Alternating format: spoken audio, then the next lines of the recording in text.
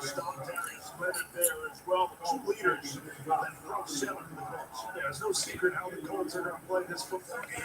I mentioned the game a year ago when these two teams played, and in the first half, the Colts defense was very successful against the running game for Baltimore. They're going to play 4 defensive linemen, 3 linebackers. They're going to rotate a safety down to create an 8-man box on every single snap. And it's going to be on the ball to throw the football. That's why you see him throw the ball so majority of this game. Second and 7.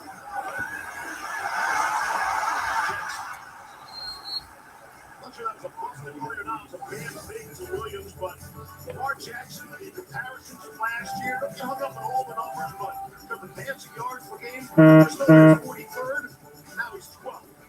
Yards per attempt, though he was 19th coming into the season, though he's 5th this season. And this just means he is throwing the ball down the field more. And I think it's a product of a couple of things. One, the way defenses are playing, they choose not to rush him as aggressively because they're worried about him getting out. And so the adjustment for Lamar and for Greg Roman is to throw the ball to the pocket, and he has proven that he can do that.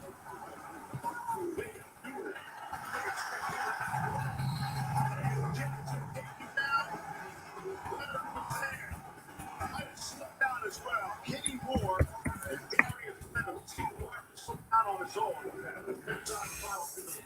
See Darius Leonard right here, the left side of the screen. You can see he's downhill. Tracks down Lamar from behind. This is an intense young man now, Darius Leonard. He has a point to prove.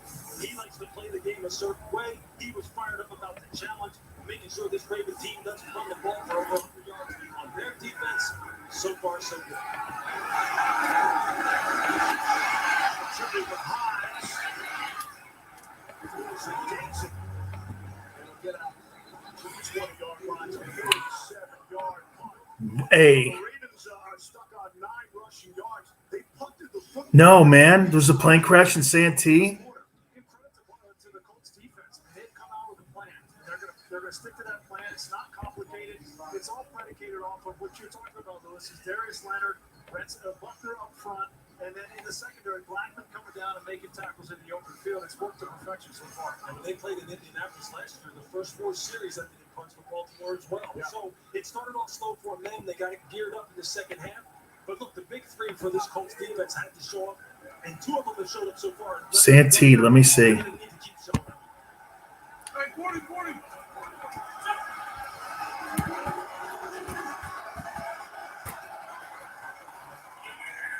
Oh, wow.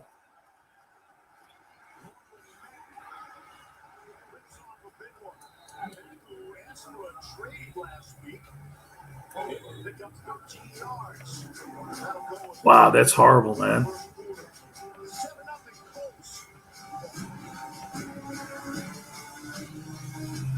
Wow, plane hit a home.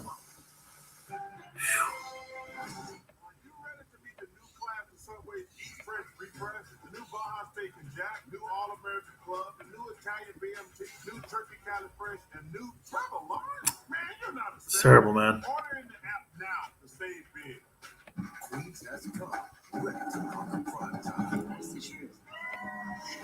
Steven, did anybody die? Oh, UPS driver. Wow. Oh, that's terrible, man. I'm so sorry to hear that. Ugh. Selection of low mileage prestige certified pre-owned Mercedes-Benz refreshed to the highest level. Right now, get 1.99% financing on nearly every 2018, 2019, or 2020 model. Visit everytemecula.com or take the 15 to Winchester left to D-Nance. Only 2 of us will know you're not driving a Mercedes-Benz, and we're not talking. Mercedes-Benz. It hit the truck. Oh, man. It's been crazy weather today, you know? Hey, Steven, I live in Escondido. In the hill. Summer might be coming to an end. Oh, wow. And 2, the 2021 Mazda CX-5 knows exactly how to keep the party going. And we have them here at the all-new Mazda of El Cajon. Lease yours for as low as $249 a month for 36 months. Right now, qualified buyers can take advantage of 0.9% financing for 36 months. Now hurry in today before this offer ends. Yeah, I do. I know the area. My daughter, because my daughter played like rugby all over the area, everywhere. Don't make me laugh. I think Mark Davis is going to fire John Gruden tonight. Unbeatable selection without the drama. Two pairs including the cost of your eye exam as low as $59.95. Where else could we be? Look at that. Do you see what was said? Listen to this. Breaking news: the NFL coach John Gruden used misogynistic and homophobic language for years. A review of his email shows he denounced the emergence of women referees, the drafting of a gay player, and the tolerance of protests during the national anthem. Most shocking thing so far in this first quarter is the Baltimore defense. They're missing some tackles. Wow, They've got to figure that it's over.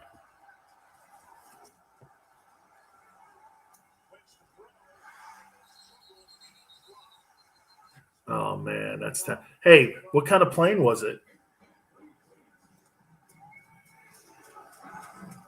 You know that pretty much every time you throw the football in this game and for the Colts, it's going to be a tight window. You got to have man-to-man coverage, and you got to make those plays. Even if the ball Was it a Cessna or was it with your hands, because Tom Martindale is going to be aggressive.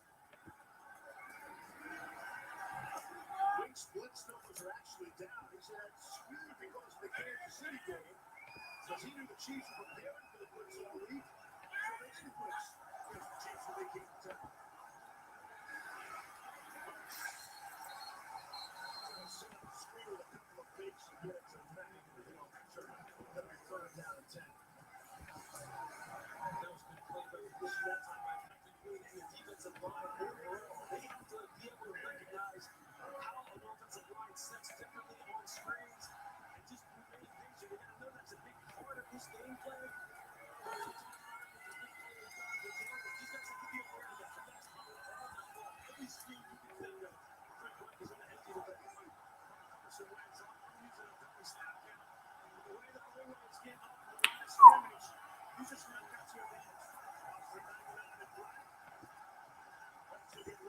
How many people were killed?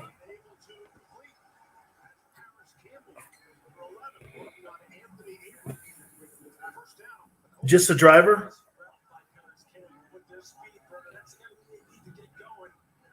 Oh man. So two of that we know.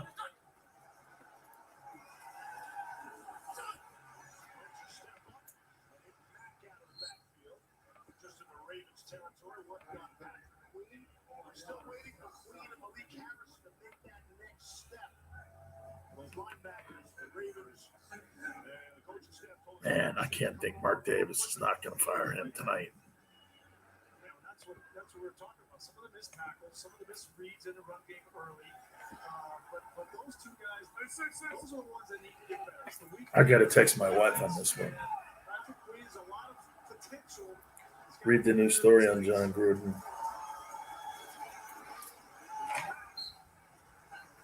My wife's not a Gruden guy.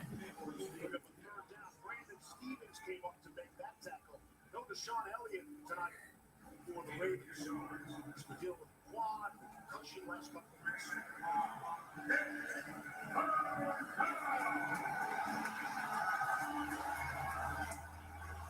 Ravens hard down defense.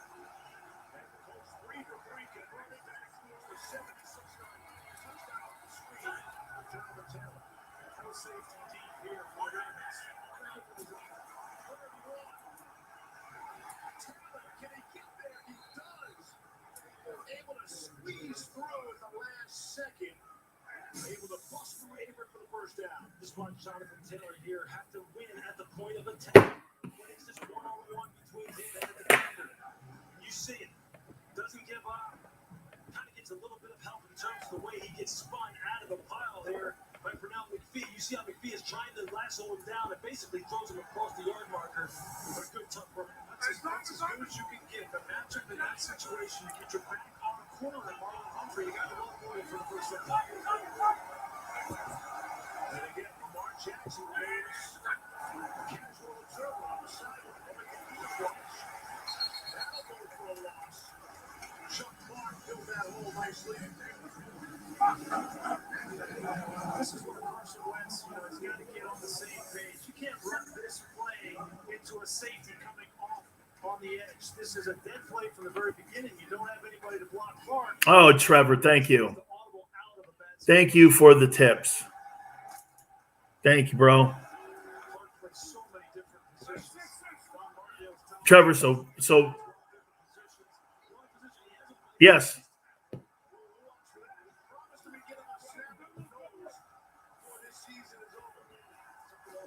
Oh my God, that's great.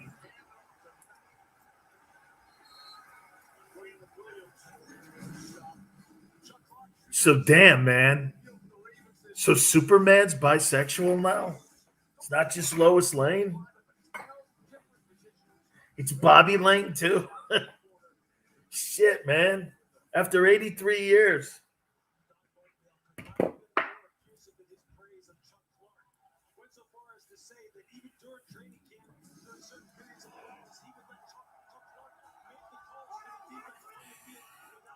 Hey, okay, wait a minute. Oh, the plane was going. I go to Yuma. Hey, I go by Yuma, Steven, every single couple weeks because Didi goes to Grand Canyon. We drive through Yuma all the time. Yeah, take a look at what DC Comics did today to Superman, Trevor. I'll let you respond after you read the story. Oh, they were going to. Hey, Steven, I almost went to Yuma. That they have like a Arizona Western Community Colleges in Yuma, right? My friend Crawford Kerr played football there. Then he went to the Gators. But they have a fabulous junior college football program there. I think they've won like 14 national championships. Arizona Western. I almost went there because my grades were shitty in high school.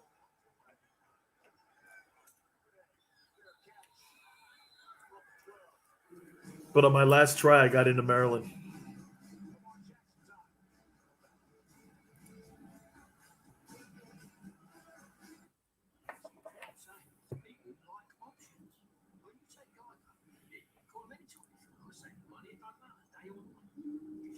Yeah. She's going to be named captain of the team, too, man. I'm so proud of her. What a hardworking kid.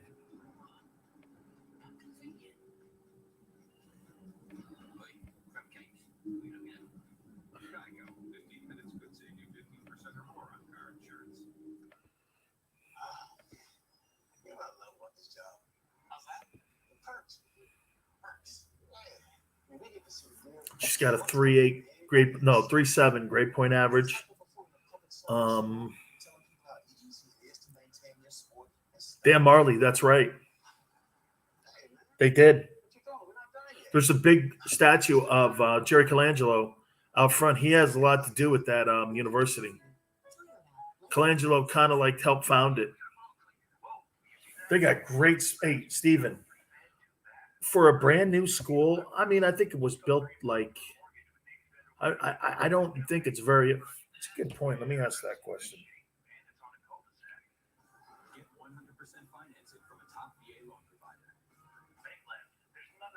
How old is Grand Canyon University? About 72 years. Well, he's got a lot to do with donating stuff to Grand Canyon. I knew Jerry Colangelo. Great guy, man. Huge person in the Phoenix area, man. They love him in that area. I did. I know his son also.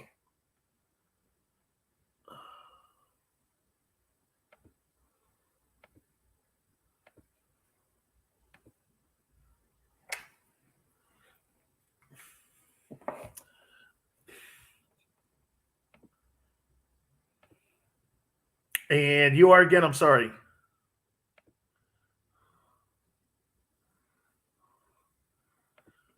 All righty then.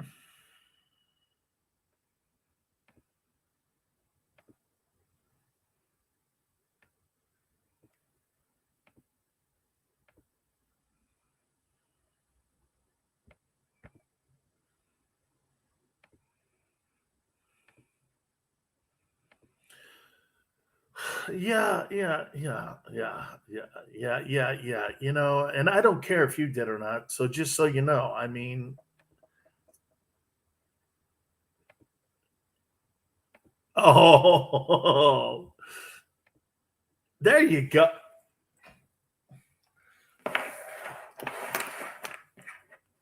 No, I dug it, and I respect it, and I love that. How was your weekend? Now that's what you get for that. Oh, now I care because you gave a proper answer. No, now I do because you made. Oh, when was your birthday? Well, happy birthday, Chris. No, Chris, don't worry about it. I don't do things unless I want to, so you don't have to worry. And I get this. I have no guilt. I have no guilt. So I'm saying this because I want to. Don't let me regret it. Because I easily could regret it. No, because I'm not finished talking.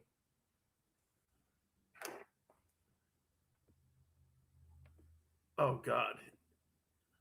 Hey, happy birthday, dude.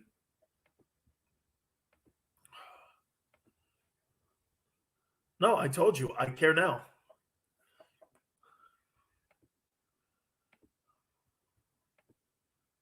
Do you like birthdays? I hate my birthday now. I don't hate it. I just don't care about it no more. Yeah, me too. That's right. I'm Switzerland on it.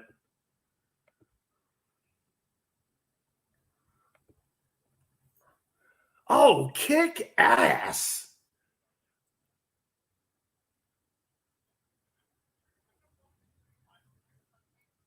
Dude, no shit. That's a great gift, dude. Something you can eat. I like it.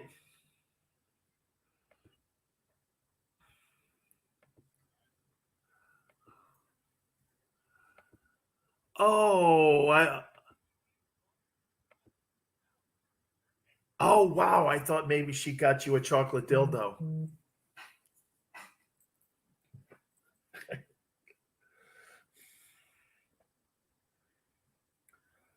I would prefer. I thought you might be prefer. It'd be more up your alley because you eat things.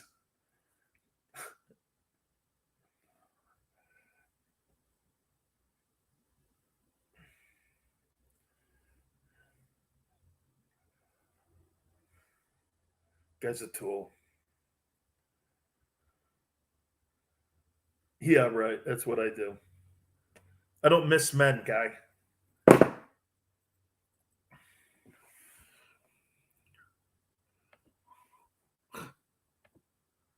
As what a runner. Wait, a tape editor? Oh God.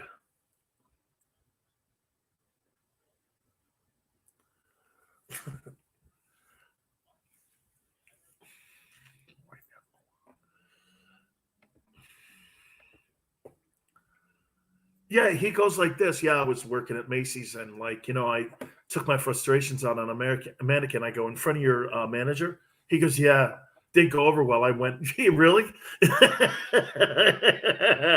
I went, really? So you beat up a mannequin in front of your manager, and you didn't think the manager would think that was like personally weird. Secondly, that you might need help. Third, that's not how you treat customers if you're treating a mannequin that way.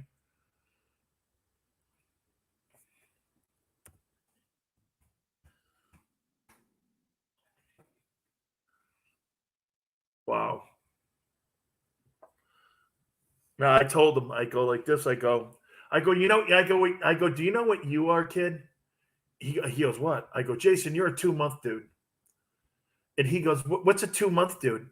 I go, it takes the chick 2 months to figure out that you're a douchebag, and she dumps you after she realizes you're just an asshole. And he goes, well, gee, that's kind of, um, it's kind of how it's been. I go, get your heart broken too, don't you? He goes, yeah. I go, that figures. He,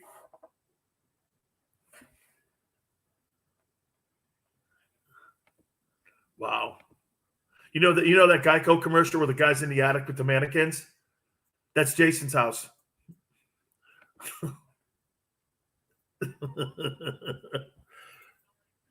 Watch this. Not me. I'm out.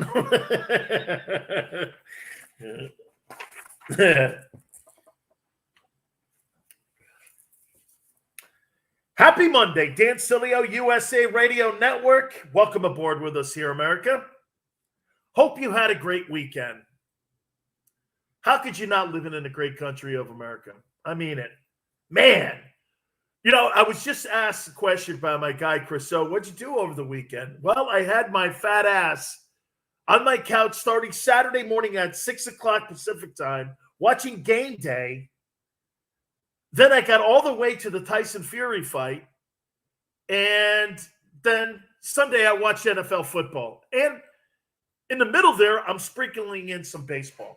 Crazy weekend. What an absolutely perfect weekend. And get this, you know what happens tomorrow? The puck drops. How you doing? Some hockey tomorrow. Wow. Incredible. Incredible storylines. Cowboys keep winning. Baker Mayfield with the Cleveland Browns proves you he's not a game superstar quarterback that you can rely on late. But I must start as I did on Friday. We got some breaking news here, and it concerns the Raiders head coach. There is a new story out tonight, and this is with the New York Times. As you know, on Friday, John Gruden, there were some emails that came out from 2001. Actually, 11, 2011. And there was some really, really harsh language in there and racist language that were in these emails that the National Football League had uncovered in an investigation that they were going through covering the Washington team and Daniel Snyder. They went through at least 650,000 emails. Now, you have to understand the relationship between John Gruden and Bruce Allen. These guys go all the way back to John's first time and first stint as general manager and head coach of the Raiders. So John and Bruce have this lifelong relationship, and Bruce Allen became the general manager of the Tampa Bay Buccaneers. When John was there, they pushed out Rich McKay, and then Bruce became the president of the Washington team. So this relationship has been going on for about 25 years. Now, John Gruden in 2011 was working with ESPN. He was not a member of the National Football League. Let me just say this. Tonight, folks, I will be surprised by the end of this program if John Gruden still has a job, because we're uncovering more and more things now. Not that I believe everything that the New York Times prints, or, by the way, it just seems that, and the timing of this stuff, I'm not getting the timing. All of a sudden now, after all these years, these emails are coming out. Now, maybe it's because of the investigation that they've uncovered all this nasty language, and maybe they want to make John Gruden an example. But the NFL has sent the Raiders these emails, and Mark Davis has these emails tonight.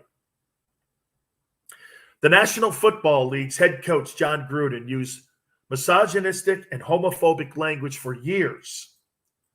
A review of the emails show he denounced the emergence of women referees, which we have now in the NFL, the drafting of gay players. I'm assuming he's talking about when Michael Sam, the defensive end out of Missouri, was drafted, and the NFL made a gigantic thing of it when he was drafted by the Rams. And the tolerance for protesting during the national anthem. This is what the New York Times is now reporting. Okay.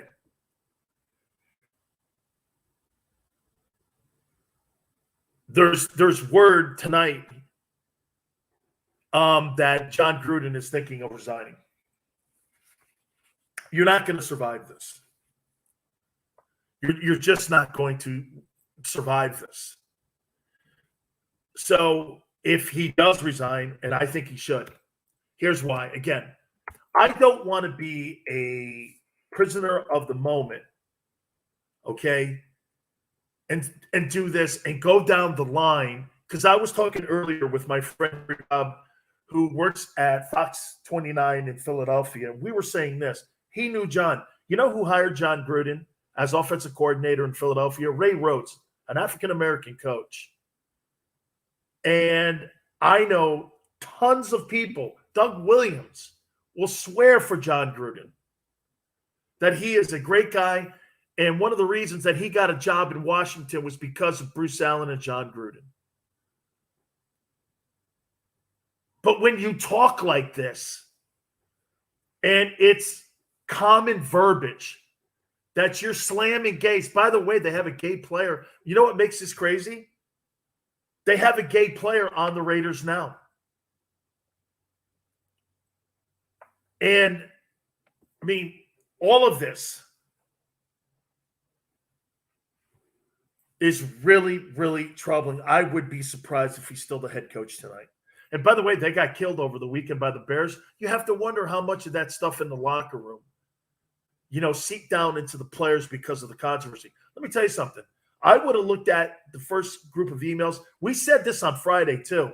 There's got to be more of this stuff. And you're just praying it's not as damaging. And it is. It's more damaging because now you add, okay, so he hates women advancing in the NFL. He hates gays being drafted in the NFL. He insulted DeMaurice Smith, the executive director of the NFL Players Association. I mean, guys, and get this, from what I'm understanding by these reports that the emails that they have, it's numerous conversations that he had with Bruce Allen and some people inside the Washington organization that he was using this language, calling women bitches and stuff. Now, again, I mean, your morality, my morality, again, I'm not going to question what you see is right and wrong here, but man, when you're the head football coach of an NFL team and you've got so much diversity inside your locker room, the one thing that you don't want to do, you don't want this stuff here ever rearing its head up. You know why? Because even the white players, and I mentioned this earlier, and I want to throw this at you here. You know who should be more insulted than even the black players or the homosexual players or whomever? You know who should be more? The white players. Here's why. If you think that I want to be in a locker room where a coach uses language like that and me not say anything about that, that makes me an accomplice to it. I don't want to be associated in any way whatsoever with a company or an organization that has that kind of language. Now, some of you are going like this, Dan, didn't you have something like this happen to you in the past? I sure did, but it was a mistake.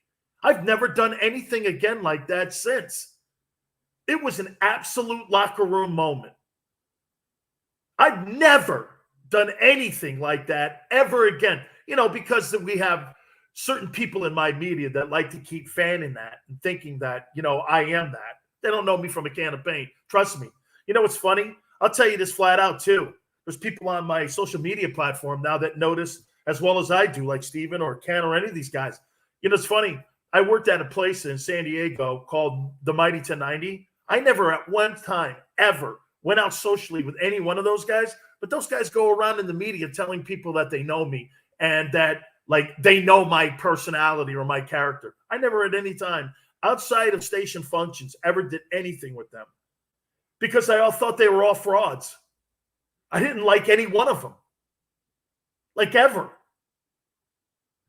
So, I mean, for people to say well, I know, Sileo, you didn't know me from a can of paint, dude. You never knew me. I never went out with you socially. So when somebody asked me the other day, do you know this particular guy? I go, you know what? He was in the building, but I never did anything with him socially. So if he says he knows me, I never even had a cup of coffee with the guy, ever. Unless it was a dinner we all went out to, for the company or something. It's the only time I ever went out with those guys because I didn't like them. They were nothing in common with me. So I kind of understand if somebody like myself, you make some mistake, you're on the air 30 years like I do. So I get it. People are going to go, Dan, didn't you? And I flat out tell you, I made a mistake, man. But there's no way there's emails or voicemails or anything like that where I would never talk like that. Ever. So, man, there is no question. He is in major, you know what. I would be surprised if John Gruden, like I said, if he doesn't resign by the end of the night. Because these emails, man, I mean, they include anti-gay language now. You know, I will throw this into the conversation a little bit here. Why now? Raiders are doing well.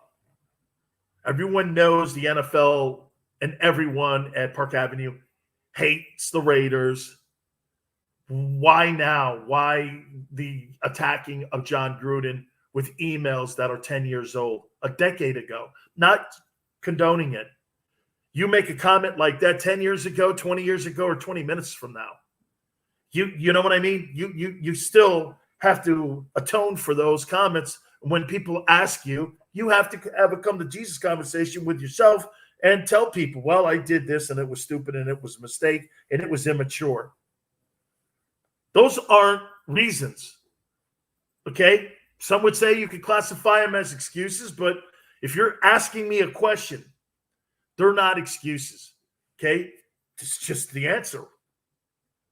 What should the NFL do? What should the NFL do? What should the Raiders do? What should John Gruden do? You know what the best thing for John Gruden to do right now? Again, you just need to walk away from this. I know it's a ton of money. That's the problem. There's like 70 or 80 million dollars that are still out there that he's owed. He left the Monday night booth for this $100 million gig that he has now with the Raiders. All of that money that is out there still might be up in flames now. So, man, incredible story that's unfolding to a coach that something happened 11 years ago. Crazy. By the way, Sunday football was awesome. Ratings for the National Football League are up 17%. College football, we had an upset. Number 1 Alabama goes down to Texas A&M. Very cool game. Very cool game. And if I'm not mistaken, we are the fine affiliate there in Dallas for Texas A&M Aggie football. How about Jimbo Fisher becoming the first assistant coach that Nick Saban had go back and beat him? They were 0-24 versus Saban, all assistant coaches. And Jimbo Fisher becomes the first guy to beat Nick. That was a great game plan. And by the way, Kyle Field was off the chain, was it not? They were just going nuts. That was a great moment, man. Absolutely great moment. So many great moments over the weekend. Really, got football games going tonight. We have Major League Baseball, the playoffs. Some surprises in that, too. We'll talk about that as well. All right. I want to hit on Dak Prescott. Dak might be your MVP in the NFL. We'll do it next.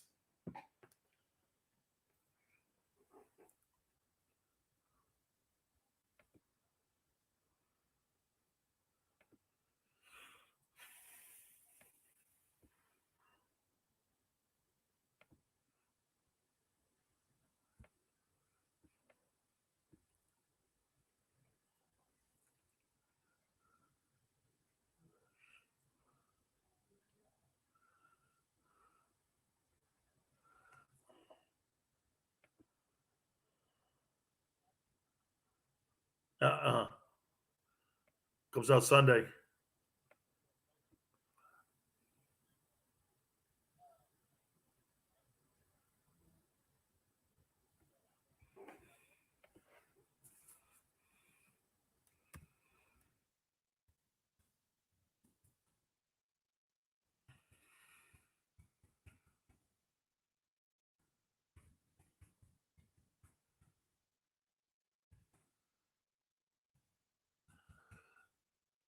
No, they deserve it. I actually have them third. Absolutely. They deserve it. I'm reporting that John Gruden's resigned. I'm reporting John Gruden's resigned. I do. The Raiders. Yeah, Amy Trask. I'm not going to say that, but yeah, John Gruden's resigned. He's informed his staff as of tonight that he's resigning.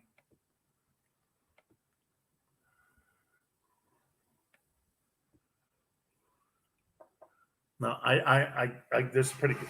Amy Trask was the president for 25 years of Raider Nation. Yeah. Yes.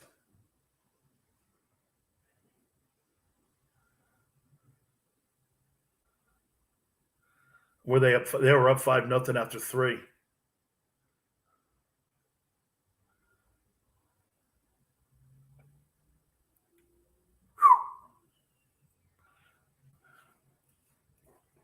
Yeah, just like your White Sox. Not yet. Not yet.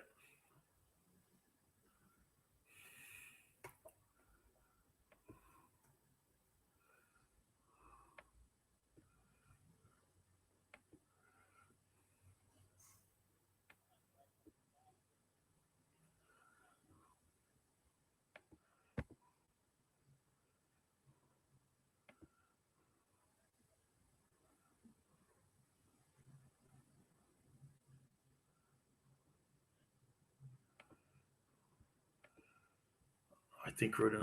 I'm just double checking. I'm listening.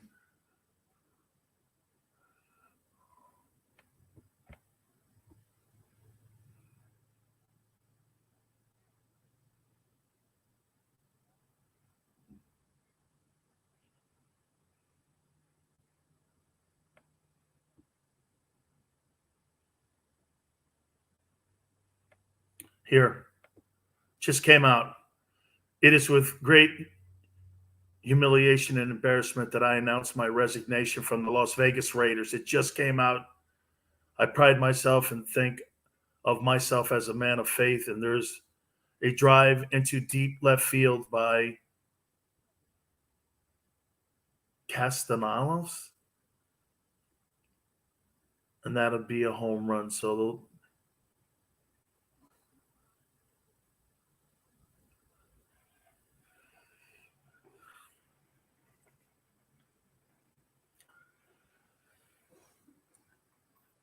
Dan Sileo, USA Radio Network, and we tweeted out just a couple seconds ago that John Gruden has resigned as head football coach of the Raiders, and there is a statement from John Gruden now on the Twitter page of the Las Vegas Raiders. It is with great humiliation and embarrassment that I announce my resignation from the Las Vegas Raiders. I pride myself and think of myself as a man of faith. This I don't get, as there's a drive into deep left field by Castellanos, and that'll be a home run. So that'll make it 4-0 ball game. I don't know if I'm ever going to put on this headset again. It's incredible. John Gruden is out as head football coach of the Raiders as of right now. Just happened seconds ago. Wow. And here's the whole thing that goes back to last Friday. There was an investigation into the handling of the Washington team by Daniel Snyder. And it was a 3-year investigation that was going on. And if you know what has happened as of late with the Washington team, his sister has taken over as operations manager. Well, in that process, the NFL did their due diligence because there were sexual misconduct allegations and all types of scenarios that were going on inside the building. So the NFL got a hold of emails and correspondence inside the organization. Bruce Allen and John Gruden, our dear friends. Bruce Allen was the former president of the Washington team. There were 650,000 emails that the NFL was going through. And in the process, as they concluded the investigation with Washington, it came to a head that there were emails that were unbecoming of a head coach in the National Football League by John Gruden. John Gruden then at the time, though, in 2011, was employed by ESPN, and he was in the booth. There were all types of comments that were being made, and he made a ugly comment towards D. Smith, the executive director of the NFL Players Association. And there was a lot of heat. He coached a game on Sunday versus the Bears. I think a lot of people think he was going to weather this. Well, the New York Times came out tonight, and there were more emails that were released. And I said this on Friday. If more emails come out, John Gruden's not going to survive this. New York Times tonight came out prior to his resignation. NFL head football coach John Gruden used misogynistic and homophobic language for years. So there must be tons of these emails on Gruden's language and his behavior. They reviewed the emails, the National Football League. He denounced, John Gruden did, women referees, which the NFL has gone forward. I don't have a problem with that. I don't know why he would. What's the big deal? The drafting of a gay player, who cares if the guy's gay or not? Can you play? You know, I've always told you that. That's always been my position on that. I don't care if you're gay. I care you can play or not. I just care you can play. And the tolerance of protesting during the national anthem. So he was obviously going after the Colin Kaepernick political stance on kneeling for the flag. So again, tonight, John Gruden has resigned because of these emails that have been uncovered by an investigation that the National Football League was having on another team. John got eaten up in this thing. My question would be, how much money has been surrendered by John Gruden? Wow. Incredible. I want to hit on some of the games. I got to hit on Dak. Baker Mayfield. We'll talk week 5 of the NFL. More on this breaking story tonight. Keep it here on the Dan Sileo Show.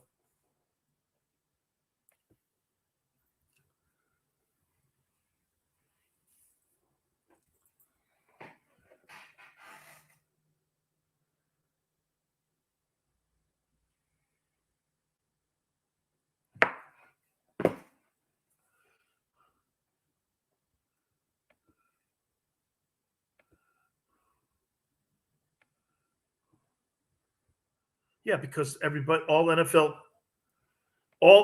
contracts have conduct unbecoming. Yes, it's a termination clause. Yeah, but that clause has been in the contract for 50 years.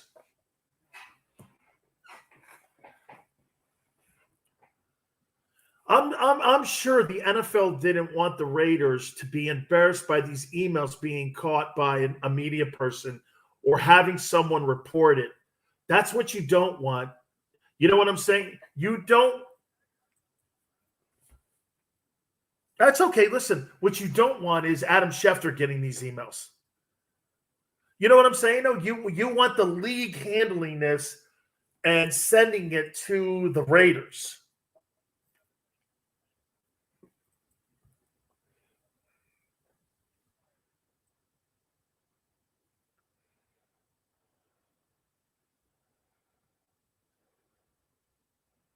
This is crazy, man. John Gruden is out. Wow.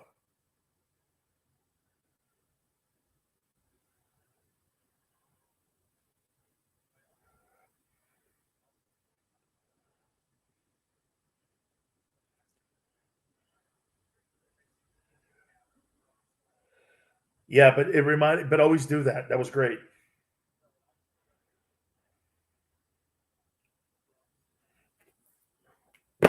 Oh yeah.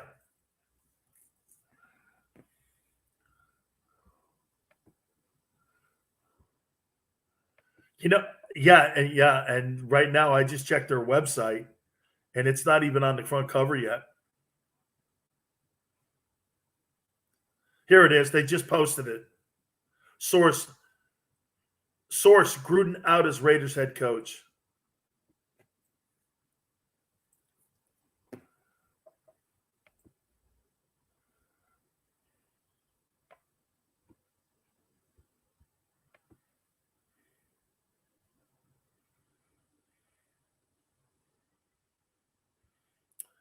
Ooh.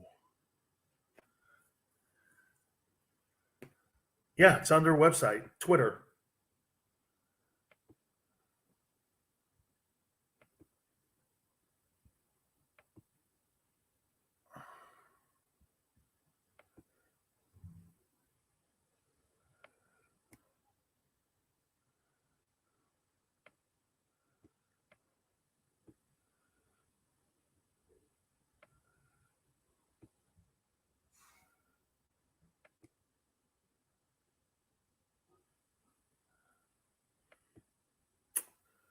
$107.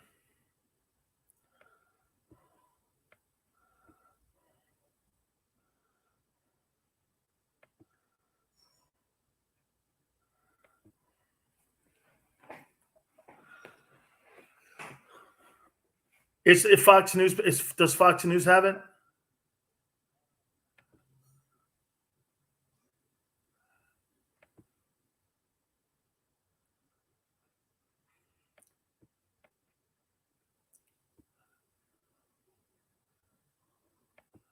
It's on the NFL's. It's over. Yeah, send it to me.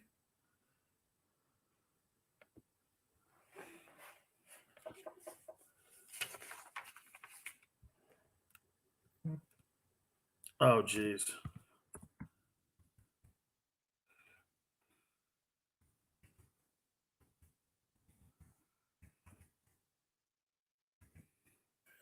Hold on for a second. Here, Chris, hang on. Oh, yeah, hang on. Doug Peterson. How the fuck do you spell that name? Doug Peterson. According to Wikipedia, Douglas Irvin Peterson is an American football coach and former quarterback in the National Football League. I just heard Doug Peterson's name.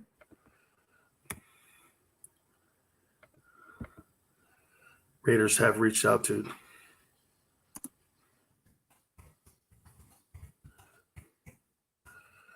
And Sileo, USA Radio Network.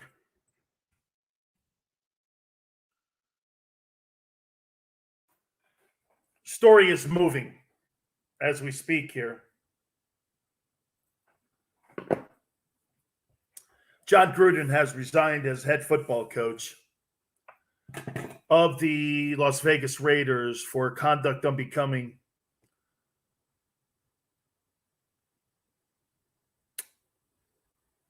these emails that have come out of the investigation into Daniel Snyder with the Washington team, no question, have these emails must be so ugly for the NFL to get in front of this and to send them to the Raiders and Mark Davis, the owner. We were just talking, Chris and I, that this is what you don't want to have happen. You do not want to have this happen. You don't want reporters picking this story up and running with it in all types of directions. You want to try to contain this as much as you possibly can. Okay? Now, you know how the NFL gets out of this? Well, he wasn't working for us. But does that make it right? He was hired by you. Who did the vetting?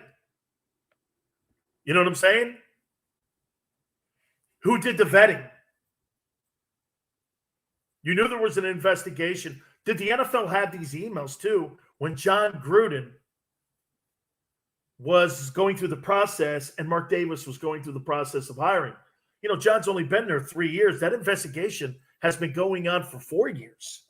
So did the league know any of this stuff about the emails?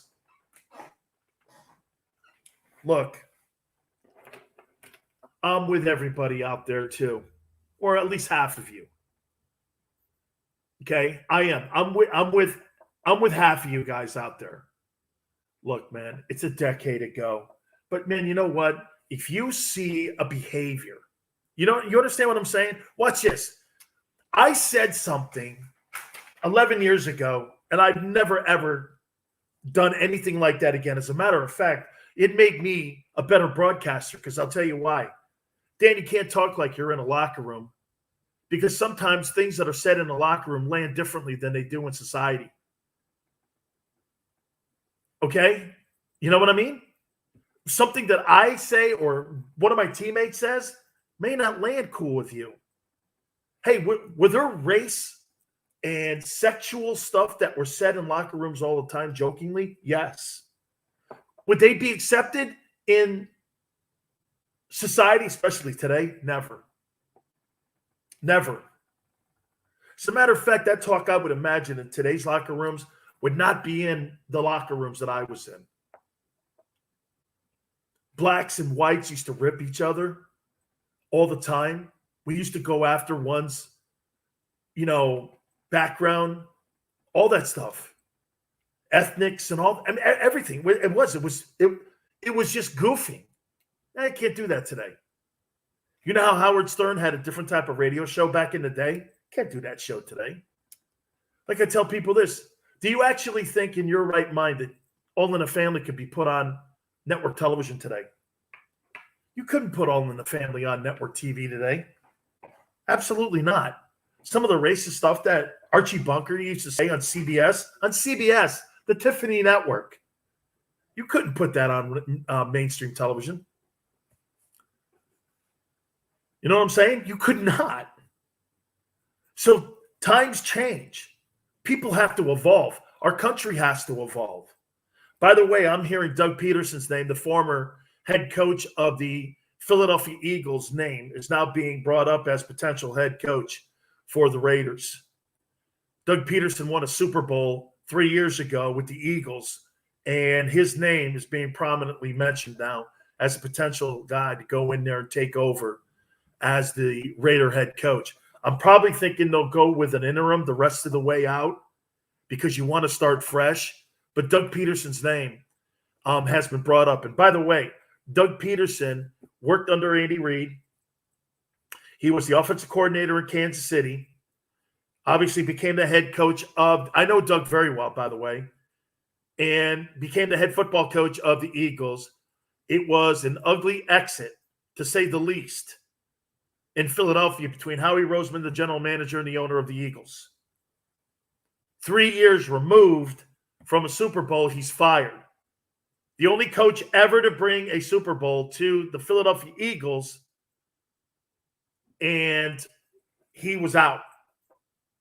I'm sorry, Chris. What'd you say in my ear? I didn't hear you. Okay, here it is right now, and I'm looking at Adam Schefter, John Gruden out as Raiders head coach after email shows use of racist, misogynistic, and anti-gay language over a period of years. He is officially out as the head football coach of the. I posted this because I had talked to a source that I know that's very close to the Raiders, and we got this about 8-10 minutes ago.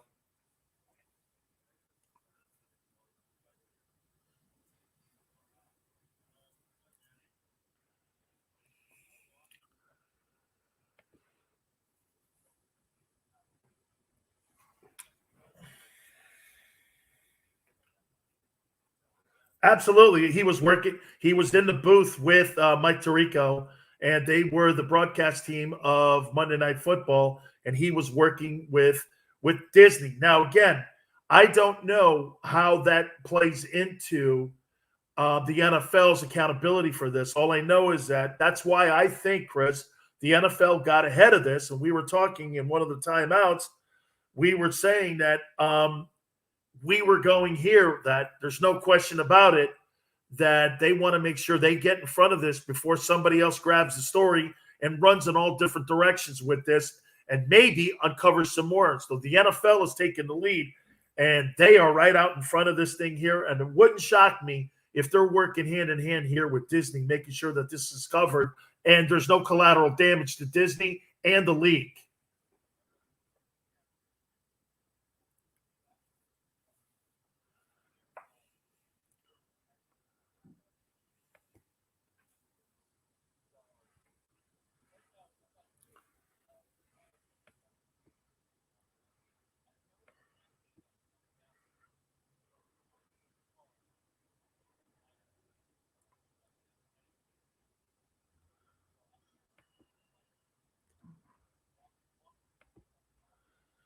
Because it's breaking now, Chris. I mean, there's multiple reports coming out now that there's over 110 emails where John has like really awful language right now that this had to be addressed. And as you and I said on Friday, this situation here was going to, you hope, either fizzle out or was going to get bigger with more emails. And more emails have come out, according to the New York Times.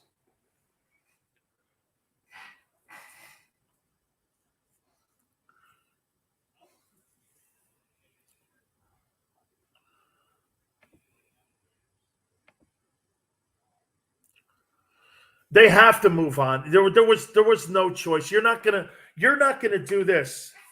No. I'd say you did. I'm just saying here that the Raiders. First, you're talking about going after a black executive in D. Smith. Then you're talking about going after the NFL's decision to hire women as referees. Then you're going after gay play. You have a gay player on your team now. Guy who just came out and is gay on your team. There's no recovering from this.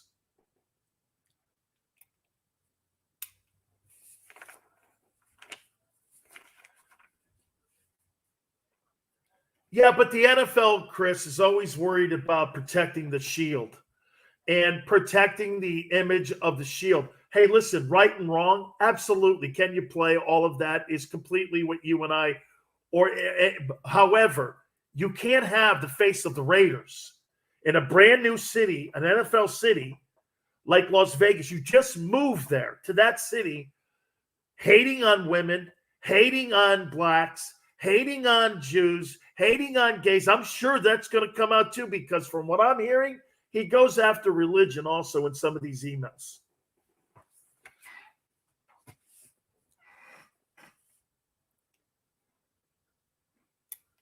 This is a disgraceful hire. This is a disgraceful fire. I can't think of any other head coach in the history of the league that has been fired for something like this. I'm trying to think, has a head coach ever been fired for racist comments? I'm trying to think. Maybe somebody, I mean, I can't think of anybody that is.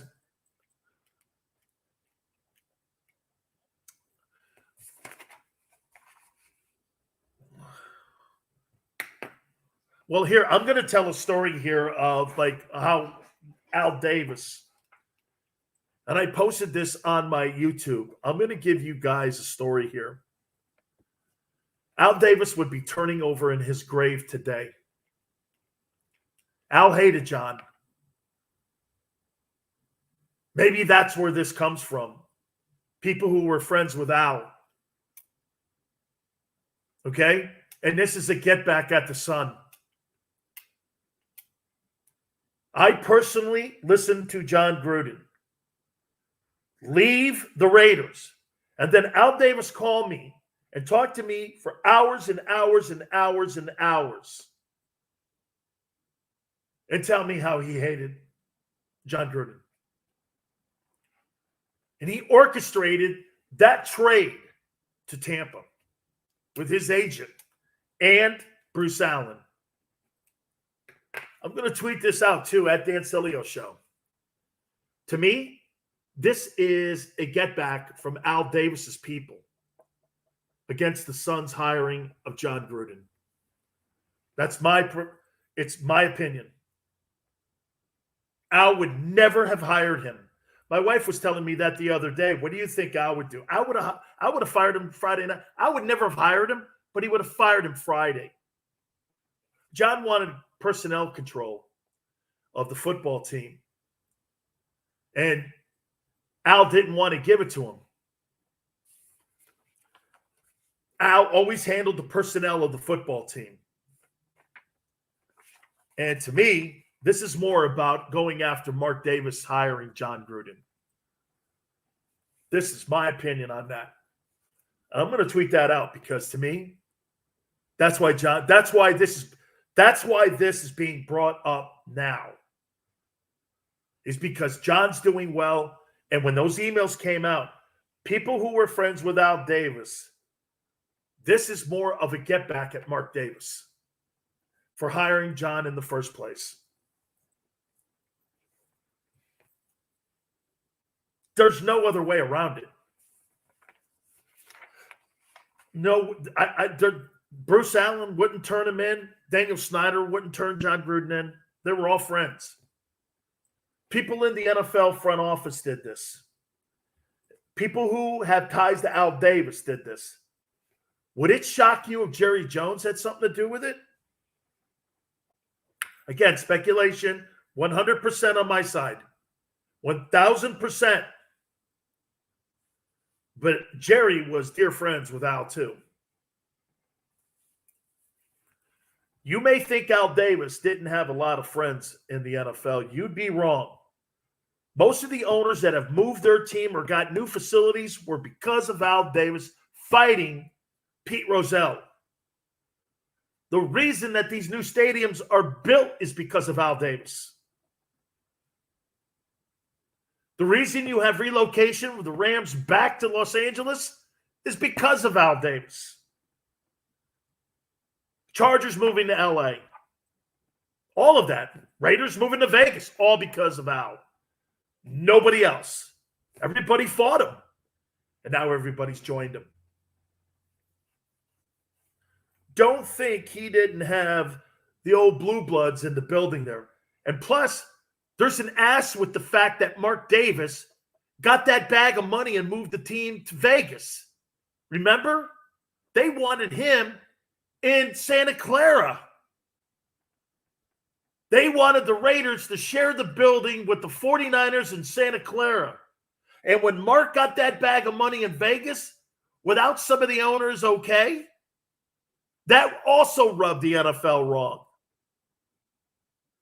One of the poorest franchises in all the NFL are the Raiders. I know that shocks you. They're not cash strong.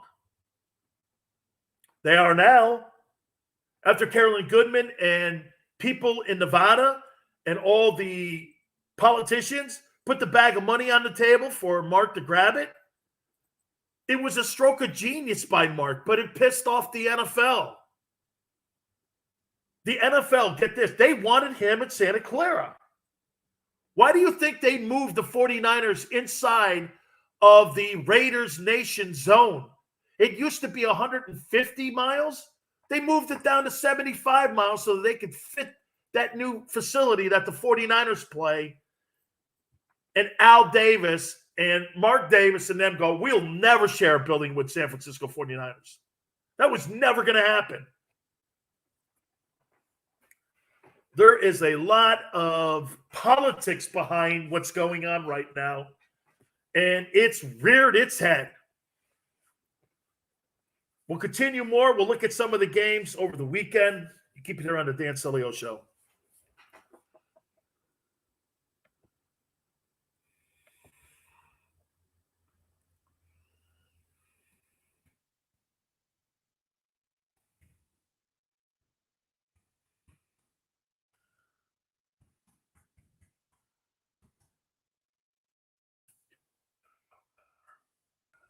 Hang on, Chris.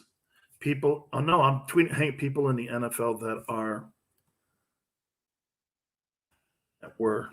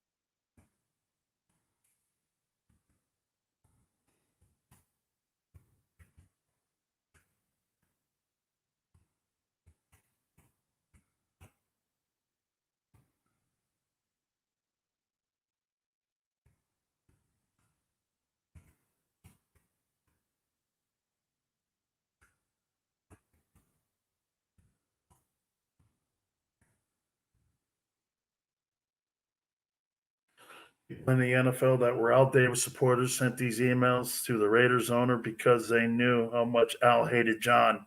This is 100% aimed at Mark Davis's hiring of Gruden.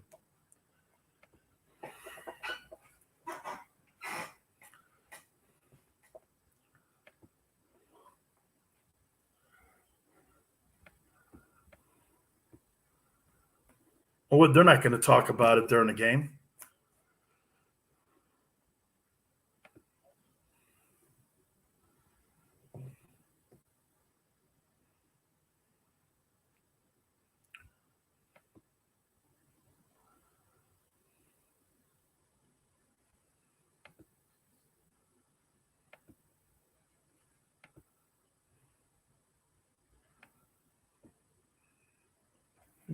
Well, I don't have a problem with that. I love Coach Hyde. Oh, I would appreciate it. What a great guy.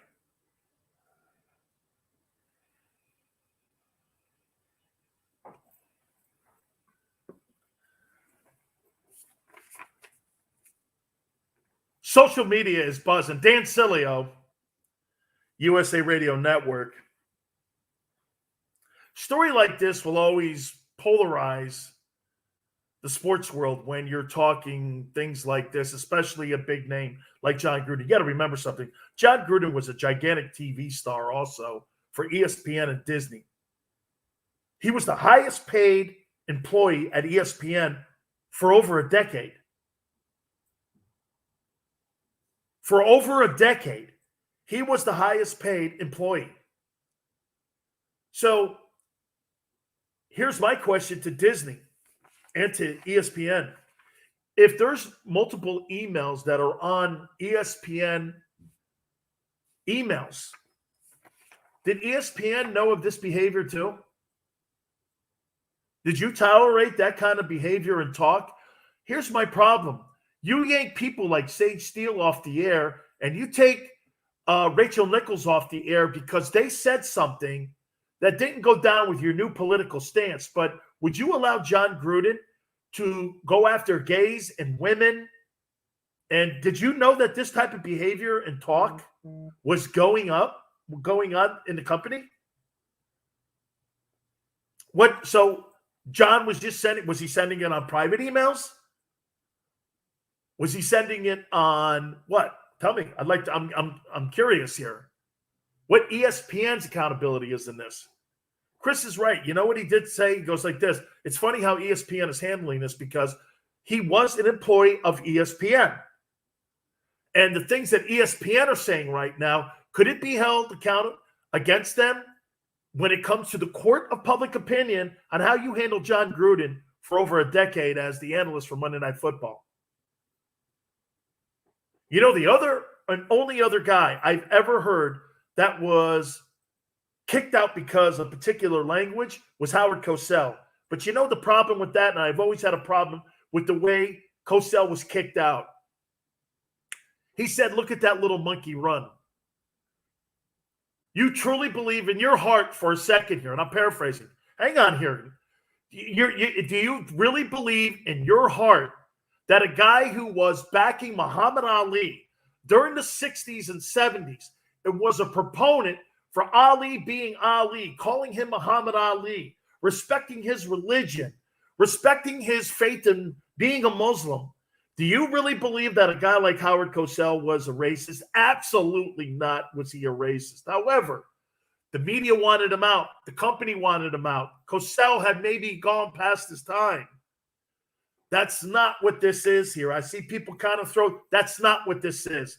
Ali and Cosell were together through the most turbulent time of our country when it came to segregation.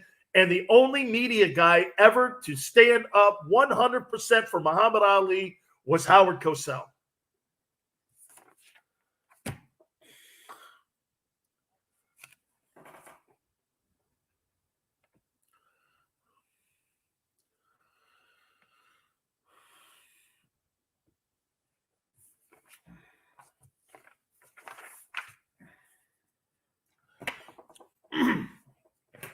He was. But again, too, Rune Arledge and all those guys were getting heat from people that were working inside the business, and they were saying that Howard was past his time. And you know who the guy really was, the catalyst at pushing Cosell out, was Al Michaels. So that was the political jockeying that was going back and forth at the time. Okay? That was the political jockeying. And make no mistake about it, okay? Howard Cosell, as much as he hated guys like me, You know why? He didn't think athletes belonged on the air. He hated it. He hated the fact that Gifford was in the booth with him and Danny Don. He became to understand, though, how great that team was. He understood it. He goes, okay, maybe we're rock stars. Those guys used to get 25 shares every Monday night. They were on network television, too. It was a whole different world then. 25 shares. The shooting of John Lennon was broke on that show, with Cosell bringing us the news. It was Dolphins and Patriots, December 8th. I'll never forget it. I'm laying on the floor with my grandfather. My grandfather looks up and goes, John Lennon's been killed. I'm like, what? I was a little tiny kid then.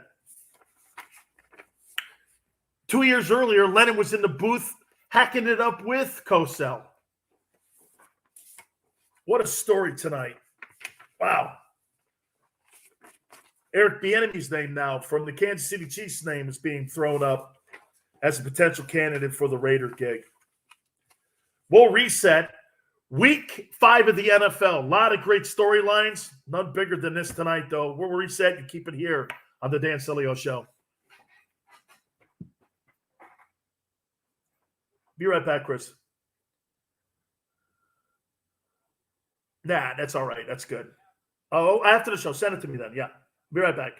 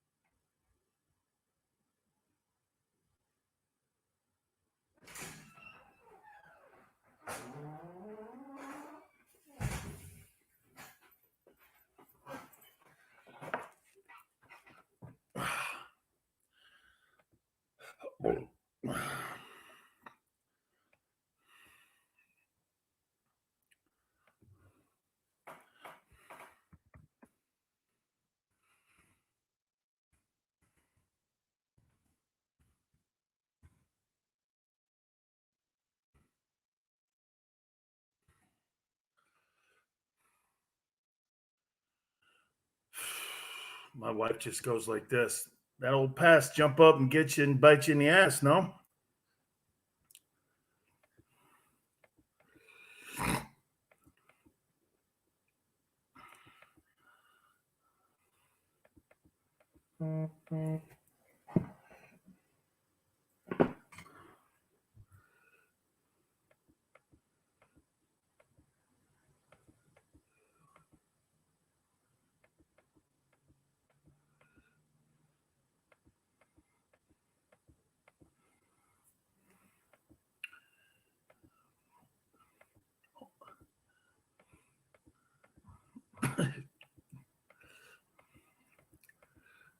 Big old monkey face.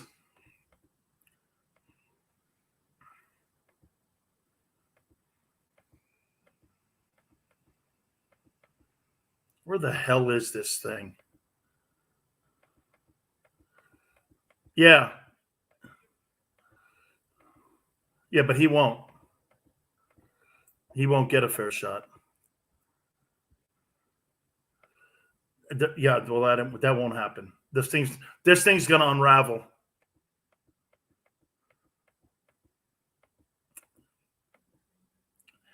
NFL coaching is 10 times different than college coaching. You have to have great coordinators in this sport. And I don't think you could just plug a guy in who doesn't even know the personnel.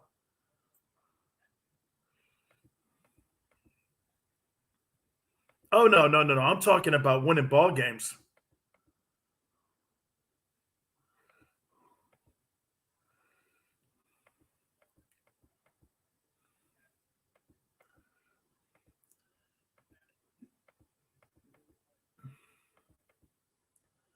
No way. This thing's unraveled. No way that team will overcome this. The entire coaching staff now will be thinking that they're all out at the end of the year because the new staff's coming in.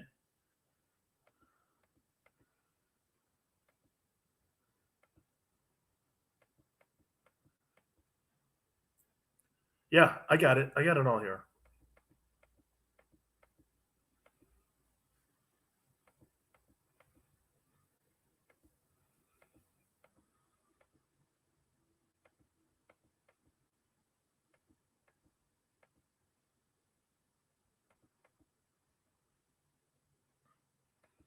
Yeah, because if those emails were sent to him as head coach. And by the way, I'm not sure if he's not in the game right now. If Jay's in the game.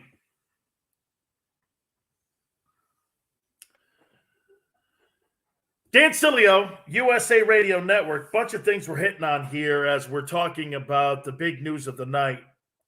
And that is clearly John Gruden has resigned as head football coach of the Las Vegas Raiders, effective immediately. Story first popped up on Friday when emails were uncovered by an NFL investigation into the Washington team and Daniel Snyder. NFL went over 650,000 emails, and in the process, they started to uncover John Gruden emails. Now, in 2011, John Gruden was a member of the Monday Night Football booth, working with Mike Tirico, and he was an employee in a broadcasting company, not the National Football League. Chris O just said something in my ear, though, that could also affect another Gruden, Jay Gruden. Because Jay was the head football coach in Washington while Bruce Allen was there and Doug Williams. Remember, do you understand what the relationship is? And I'm going to help you out here.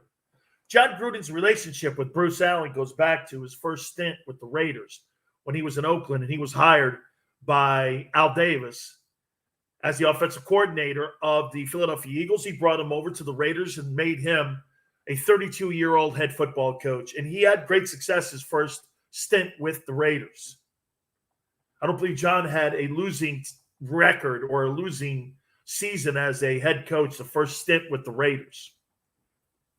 Bruce Allen had gone from a capologist into a general manager's type role. Well, in that whole process, John never had say of the personnel on the football team. And it always chapped his ass that he never really had input. I shouldn't say that. He had some type of input, but it wasn't really clear input that if he wanted this particular guy. Because remember something. While John Gruden was there, they drafted Charles Woodson, which is it's a tremendous hire. But really nobody offensively.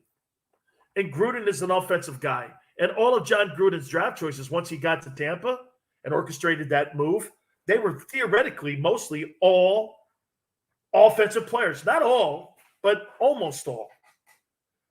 They were all guys that, wide receivers, running backs, O-linemen, quarterbacks, people like that were high draft choices. I don't think a quarterback, but I think more so the players like Cadillac Williams and such. He brought Bruce Allen with him, became general manager. They pushed Rich McKay out.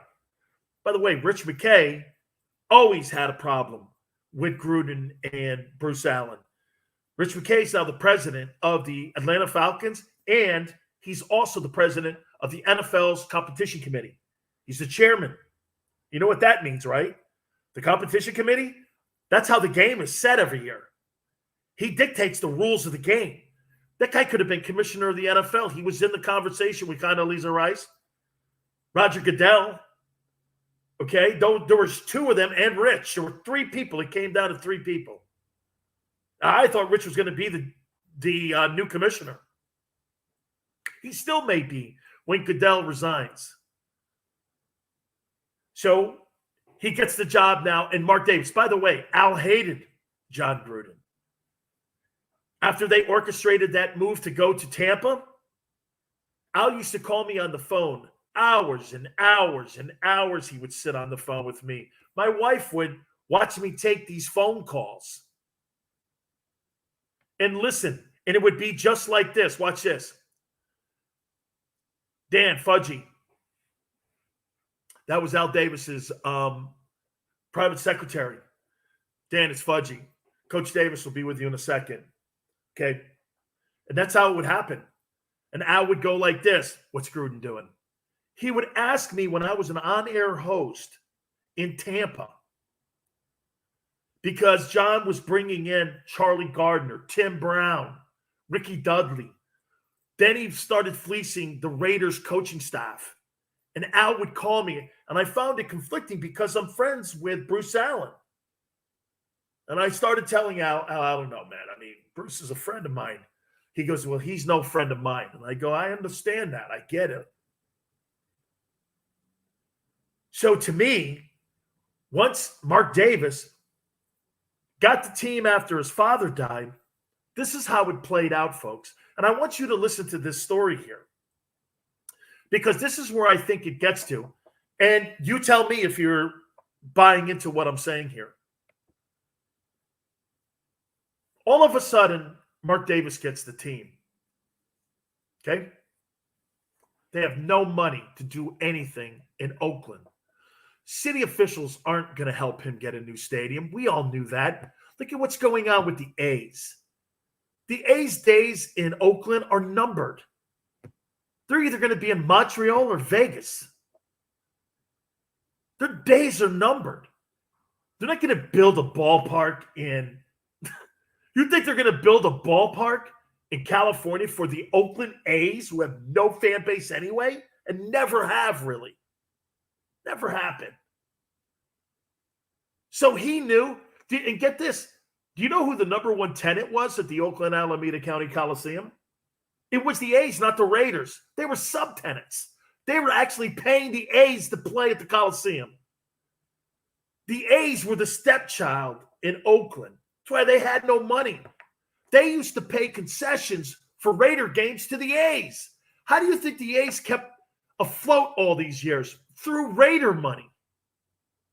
Was it money they were... Have you ever seen their attendance? It's a tick up from Marlins attendance. You had nobody show up to those games. And they're good. I mean, yeah, we all know that.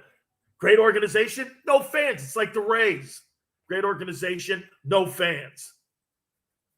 They were making money off the Raiders. So then get this. All of a sudden, relocation starts to become prominent. Don't you guys remember what happened? Follow me here.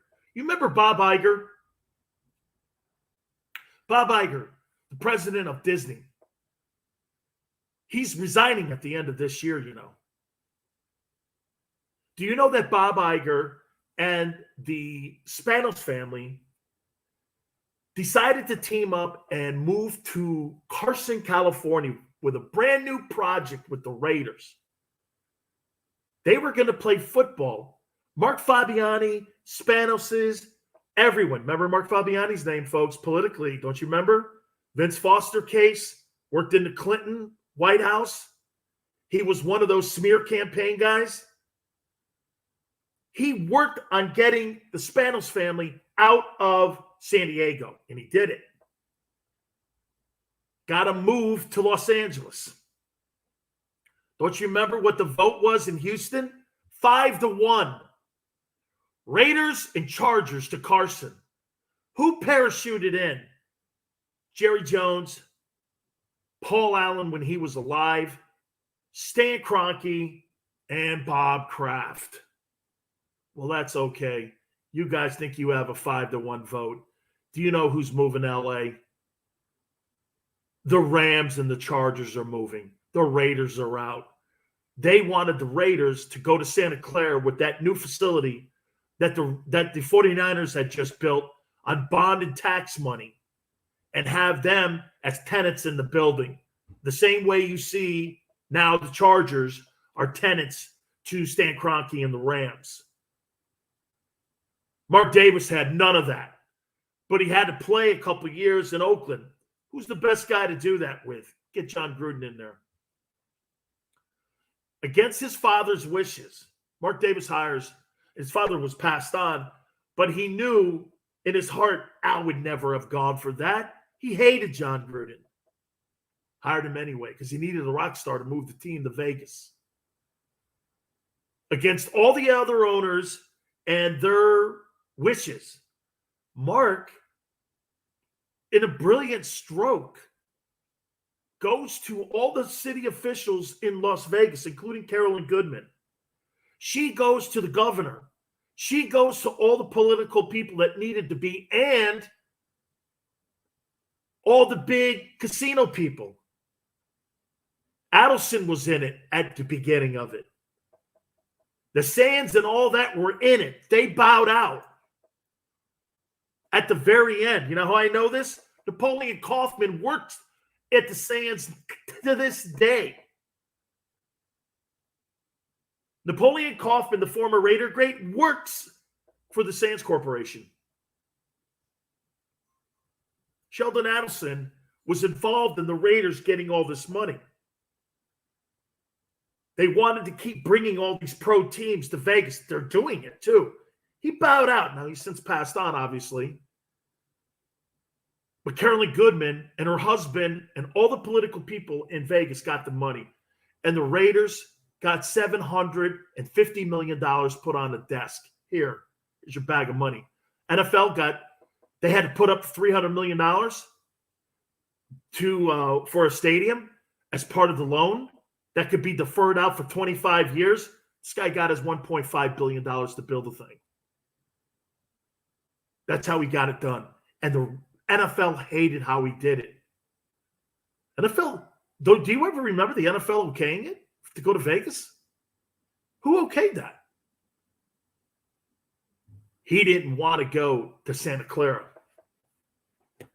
The reason I'm bringing all this up is all of a sudden now these emails, 10 years old, are being brought up. Why? Well, Raiders are doing well. The Raiders are doing well financially too. You're in Vegas. You're going to be able to put a casino inside that stadium. Like a sports book. Inside that building. It'll be the first stadium with a casino in it.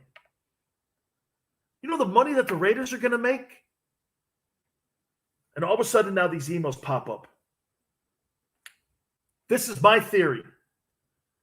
Okay? This is my theory. I don't have fact. I personally believe that there's people in Park Avenue and some of the NFL owners that are thankful for what Al Davis did on creating new opportunities to build stadiums, like Stan Kroenke, Jerry Jones, Bob Kraft. These guys were all friends of Al's. All of a sudden, these emails are sitting on a desk, Roger Goodell's desk.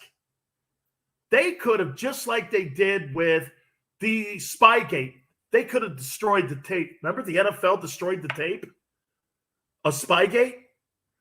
These could never have been uncovered. It was an NFL investigation. Maybe a media person grabs a hold of some of these, maybe tries to make a story out of it. Who knows? But what I'm understanding by the New York Times, the New York Times is saying the NFL gave all these emails to Mark Davis. John Gruden resigns tonight. On Friday, they were disparaging comments towards D. Smith, DeMaurice Smith, the executive director of the NFL Players Association, making reference to his lips, a stereotype of African Americans. More emails tonight talked about misogynistic mentalities and going after homosexuals. But John Gruden did the right thing tonight by resigning.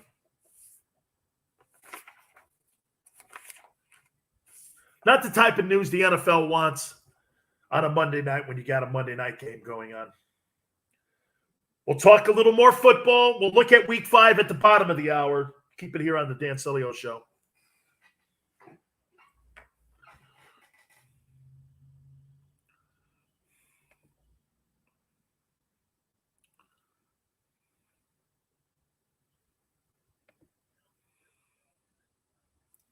Okay.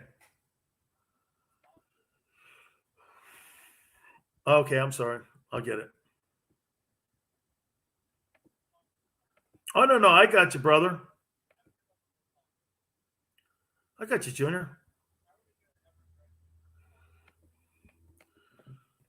Well, what they have to do is just understand that, once I wave my wand, you'll be fine. I'll just give you the pass, and you'll get the Kong degree.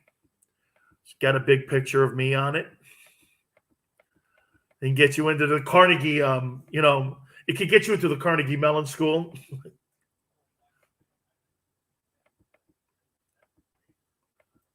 Of course it is. Got a big banana on it.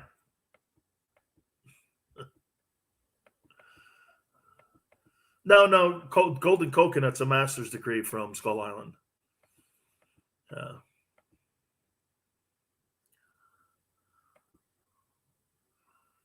Yeah, this is really something here.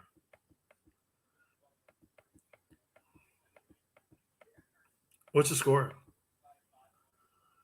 Oh, my God. I got to turn that over.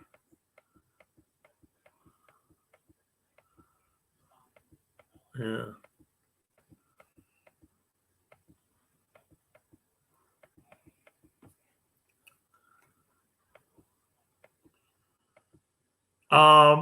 I don't know. They probably went to social media because the broadcasters aren't bringing anything of it up. Don't say. Yeah, because whatever you're saying on the air, you're an employee of ESPN like John was. And some of these people worked with John. No, I'm talking about, but I'm talking about the people at ESPN right now.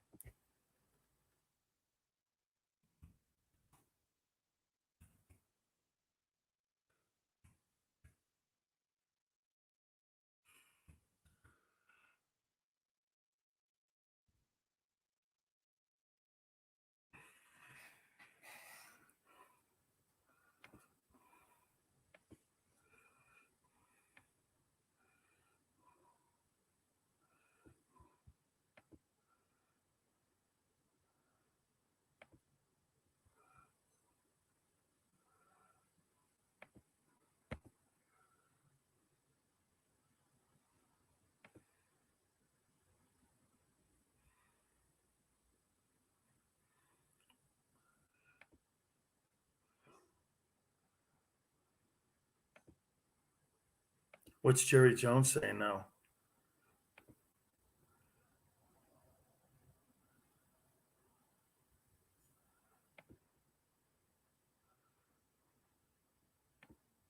Gotcha.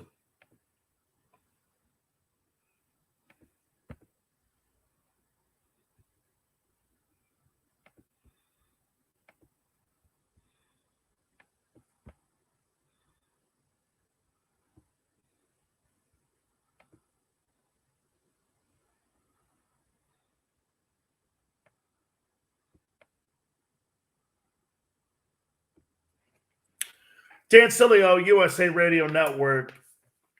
And the breaking story tonight happened as we were going on the air, and then we heard it as we were in the opening block of our show. John Gruden had resigned. He had informed Mike Mayock, the general manager, and his coaches prior to addressing his football team tonight. John walked in and said, too much of a distraction to you guys. I don't want this to be something that will define you guys. And John walked out of the room. And that was it. And there's no question. He even mentions humiliation. And there's no question that Mark Davis now, I don't think Mark Davis is under any issues here, except for the fact, again, what was the vetting process that you were going through? Did the NFL, how much did the NFL know? And, I have like an interesting question. What did ESPN know about his behavior? Did they tolerate it? When they were traipsing him around John Gruden's quarterback school and all that stuff? Right? What was their accountability in his behavior? So anyway, I listen, this story is dominated and social media is just on fire right now. And it is official. John Gruden has resigned as the head football coach of the Las Vegas Raiders. But I do want to hit on it. And I teased it a couple segments ago, and forgive me if I didn't hit on it, but I want to say this to Jerry Jones and to Stephen Jones and to the entire Cowboy family. Way to go. You guys have made yourselves, for the first time in 25 years, Super Bowl contenders. And you know why? I think the number one thing that happened with the Dallas Cowboys, and I saw it during Hard Knocks on HBO, you know what it was? Remember what I said? Boy, these Cowboys are boring. That was a boring show. There was nothing really of anything that was anything with context that I went like this. Wow, what a really great, energetic. Just a bunch of really great. It was boring. And I said this coming out of training camp. That's the best thing I've ever heard anyone say about a Dallas Cowboy team, is that they were boring. You know why? Because they became hyper-focused on winning ball games. And it all goes back to their leader, Dak Prescott. Did they play a superstar game against the Giants? Not really. But they're finding ways to win. These are games that the Cowboys would lose. Think about it, right? They were only up 17-10 going into half. Those were the kind of games that they would waffle and stumble over themselves in the second half. What did they do? They outscored the Giants 27-10 in the second half. Dak was great. 300 yards, not Dak Prescott numbers, but those are great. Get this, 3 TDs. Dak's killing it, man. And what you're starting to see, consecutive games with Ezekiel Elliott over 100 yards. Guys, the Dallas Cowboys have become a true contender. It's a real deal here. And this is not Cowboy hype. I'm going to tell you one more time here, man. The one thing is for sure that you have to give it, and you have to say this about the Cowboys. You know what it is? They lost that Bucks game, and it's propelled them. All right. Hey, listen, folks, don't forget, please go into the Valley Hooters there in the Phoenix area. This goes out to all my great friends there at any of the locations. Man, $3 Michelob Ultra drafts, They're spectacular. All the food specials. If you're looking for UFC or if you're looking for boxing, how about Fury Tyson? The places were packed. And Arizona Cardinal football, everyone had a great time. Do me a favor. Any of the Valley Hooters, they're in the Phoenix area. Please get on down there.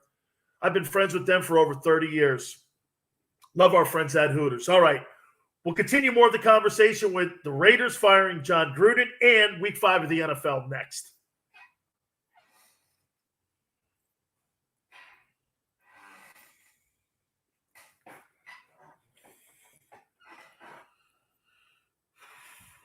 Yes. And also another place was the Palm Restaurants. I'm on 6 of them.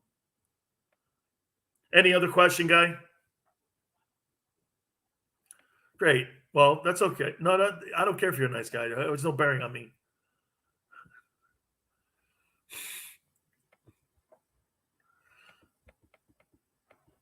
Yeah. You sound like the rest of the media dickheads.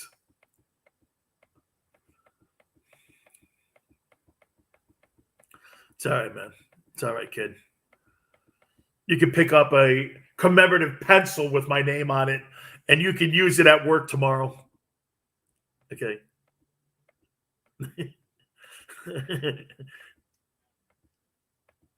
Yeah, okay. Yeah.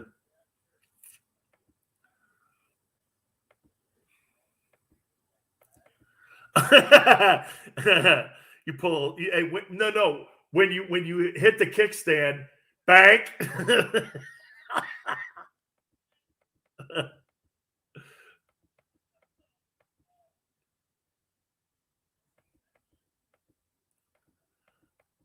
Yeah.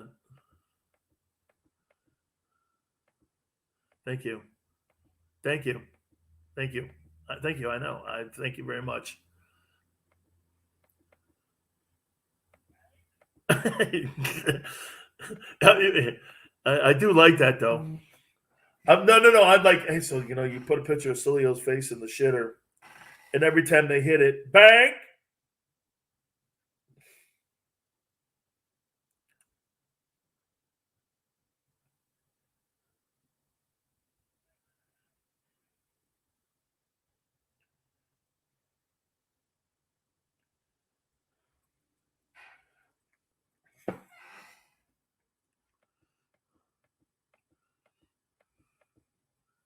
Don't they have to win this to tie the series?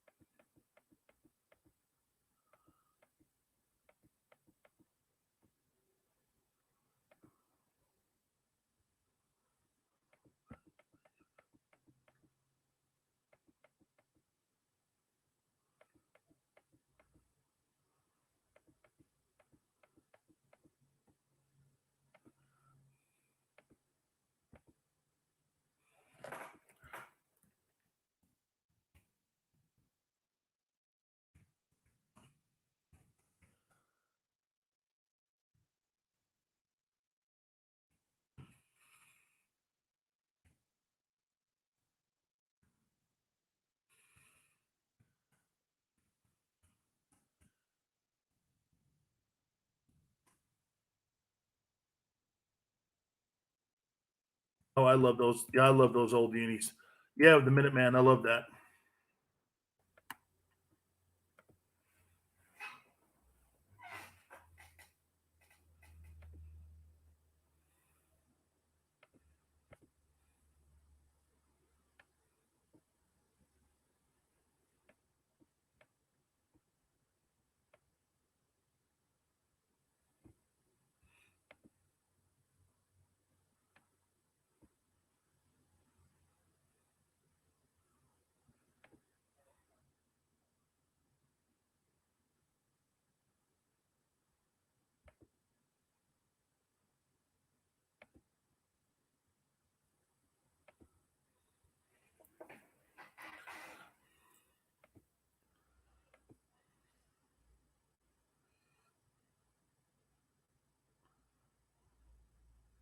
Yeah, I told you he's a hurricane.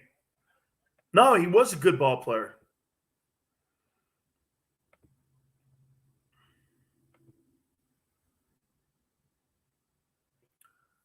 I got to get over to what's that game on? Yeah, FS1.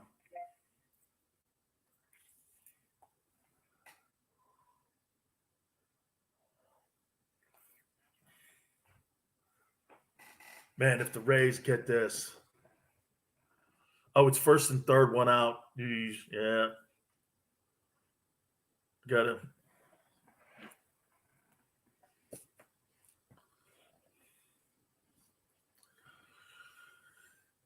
Dan Sileo, USA Radio Network. I could never in a million years ever root for the Boston Red Sox, so I'm just keeping that out there, just letting you know there's no way that they have first and third right now. And yeah, I'm not. No. Watch this. I'm sorry, that's not working for me. But I did have to change it off the football game so I could watch this thing here because hopefully I could throw some good juju to the Rays. First and third, one out. Double play would end it, baby. Let's go. Let's move on to the 10th. Let's go. Holy cow. High drama at Fenway. As much as I like to cover baseball's ratings, yeah.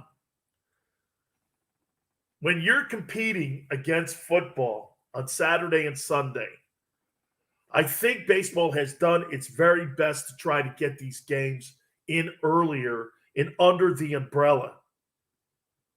Okay? And, you get your game going, and it's great drama tonight. But, yeah, Rays, man, I mean, have to get this win, right? They can tie the series up, then force it back at the Trop, or as I like to call it, the Fruit Dome. So we shall see what happens. We'll keep you abreast of what's going on here. By the way, Billy, thanks a lot. I appreciate you coming aboard. I think this bad puppy might be, yep, it's over. Sox win. And that's it. They move on to the American League Championship Series. Earlier today, I believe the White Sox and Astros were rained out. So they'll play that game tomorrow, from what I understand. And we'll get a determination who's going to face the Boston Red Sox now. So the Red Sox, again, Rays had a great year. Kevin Cash, great stuff. They win the American League East, and the Rays go home. Another great year for the Tampa Bay Rays. Congratulations. That team in Boston won. Sorry, you can't do it, dude.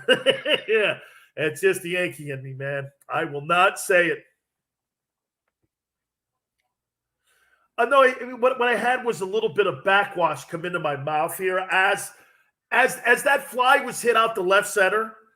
All of a sudden I realized that I was regurgitating in my mouth, and I was like, what does that taste in my mouth? Oh, I know what it is.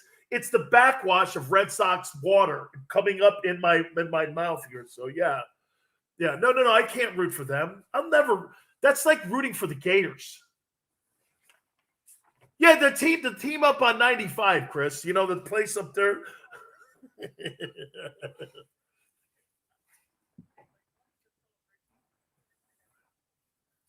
If Satan had a baseball team, I'd root for them instead of the Red Sox. Okay, just so you know. Okay, just so you know, I'd be rooting for that there. So yeah.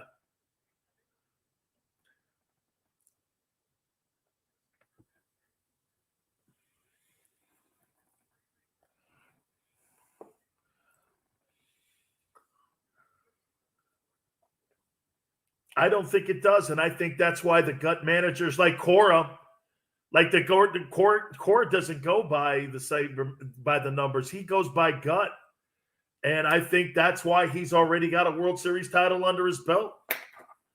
I do, man. I just congratulations to the Rays for a great year. Red Sox move on, whatever, man.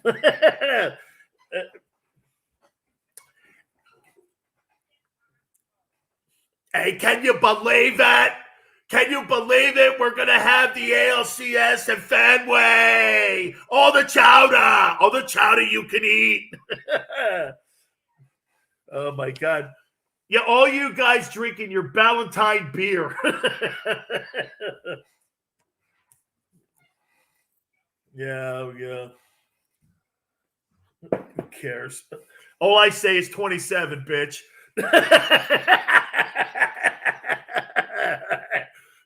Hey, 27. Okay, that's all I know. And I'm not talking 27 Yankees. Okay, I'm talking 27. That's all I'm going to throw at you there. All right, let me get into what. Yeah, how you doing? Right, let me get into week 5 of the NFL. Billy just said it too. White Sox Astros tomorrow. I don't know, man. Okay, so I'm probably going to go for the Italian guy with the White Sox. Okay, I'm going to go with the Italian guy, the manager of the White Sox. Yeah, happy hour LaRusso. Hey, never saw a happy hour he'd pass on. Any beer nuts? No, I like Tony. Tony, man, I used to go to his ARF events in the Bay Area when he was the manager of the A's. He's a good dude, man. I really like being around Tony La Russa.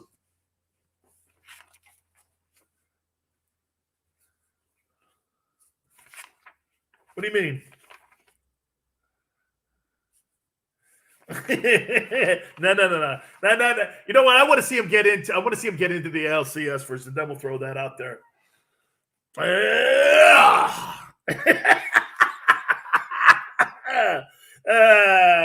You know who I am? I'm the manager of the White Sox. I'm Tony La Russa. You know how many championships I got, bitch?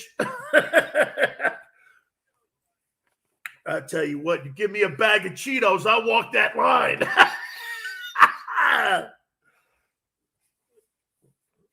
No, dude, I'd love to see Tony La Russa and Sarkisian from the Texas Longhorns. I'd like to see those guys doing a sit down. Fight on! Let me move on here, man, before I get in more trouble, man. That's funny stuff. He stinks. Oh, yeah, look at these Red Sox guys jumping up and down. I hope nothing but failure comes your way.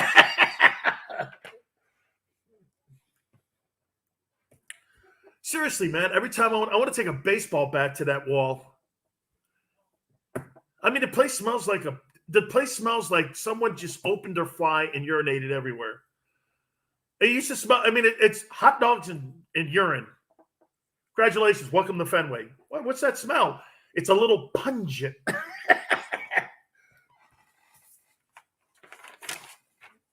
Worcester. Smells like Worcester and Fitchburg. You ever been to Fitchburg, bitch? No, I haven't, really. Hey, I know, Sileo. You like the Yankees. Yeah, 27. That's all I can tell you.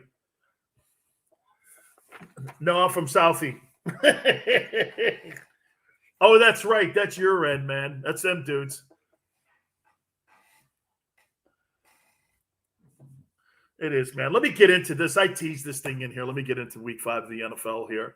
Some pretty good football games. By the way, the news of the night, obviously, John Gruden resigning tonight because of his idiotic emails and his behavior. Jesus criminy, man. John Gruden goes, I doubt I'll ever put headsets on again. Hey, John, I'm going to take that bet. I bet you don't either. Okay? How do you put a guy like that in your building or in your okay? How do you do that? Okay? How do you do that? Okay? Honestly, how do you do that? I mean, it boggles the mind that, you put those emails down like that. So it's just incredible. So that story it's evolving as I'm talking. There's more and more information that is coming out. Okay, I've been teasing this and I want to get to it. Some really great games over the weekend. And I'm not going to get to the stupid ones. Look, Jets and Falcons that were played over in London. I don't care. Falcons, you know what? I mean, look, I like Matt Ryan. They're 2-3. The Jets are 1-4. Really. Look at these Red Sox guys taking pictures. Guys, you only won the ALDS. Okay? You know what this is like doing? You're taking pictures for winning a semifinal. This is the difference right here, folks, between Yankees and Red Sox. They take pictures when they win the ALDS, and when the Yankees win, they take pictures when they win World Series. But yeah, and by the way, yes, in the Canyon of Heroes, thank you very much.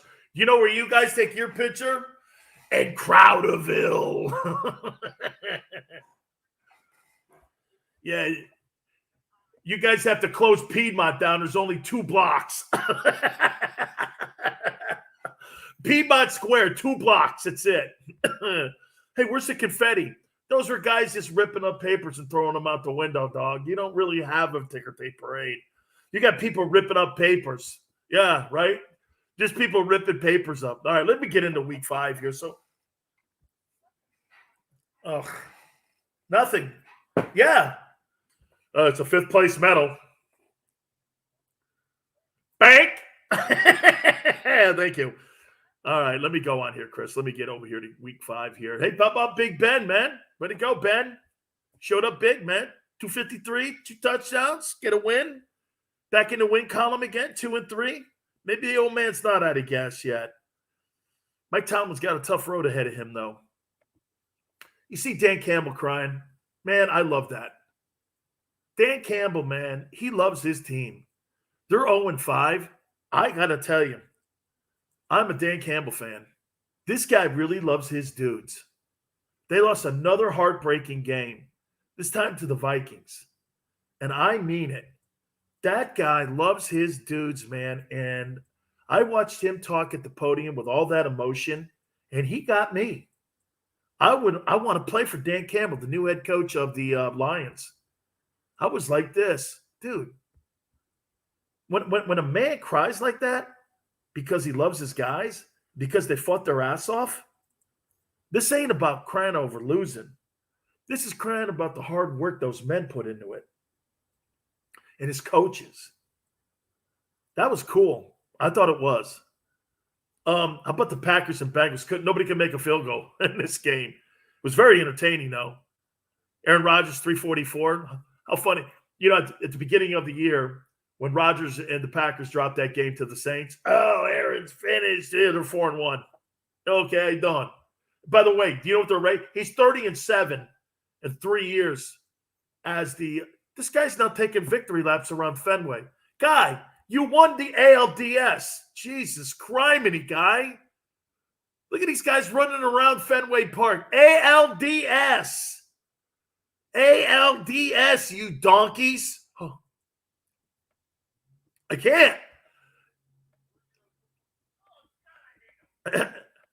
Stop doing that. Look at these. Oh, okay. So his old lady came out. Now she's high-five. Yes. Alex Cora. No, really, it doesn't. Oh, my God. Alex Cora is crying because they won the ALDS. Look at that. Oh, I know why he's crying now. Remember, he was fired a couple years ago for that whole fiasco in Houston because of stealing signs.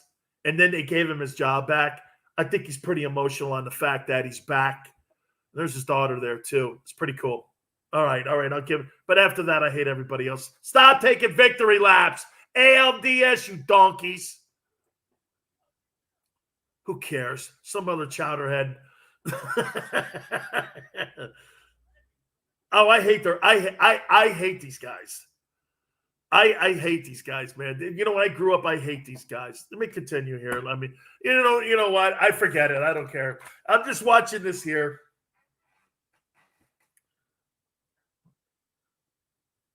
Who's that? Oh, yeah. Neil Dummy. Oh, yeah.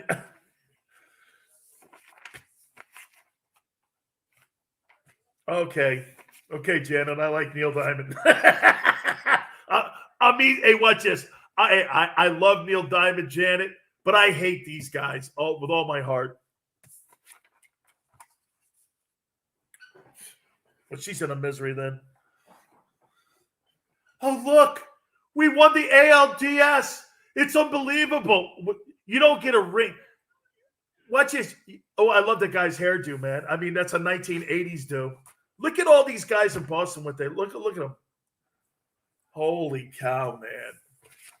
Look, what are they doing? Is this not embarrassing? Act like you've been there. I pray. Watch this. Hang on. Wait a minute, Chris. Watch this. Dear God, I have one prayer before I leave this earth. The White Sox or Astros sweep the Red Sox in the playoffs. Or whoever. Let's see. The Red Sox, if they play the White Sox or the Astros, can both those teams. But, hey, man, they're getting good starting pitching, the Red Sox. Look at this guy. Yeah, you know what their champagne is? Aste Spumante.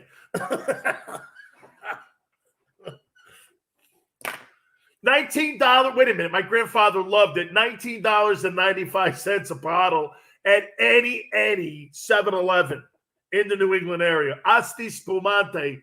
And you drop a sugar tablet in it.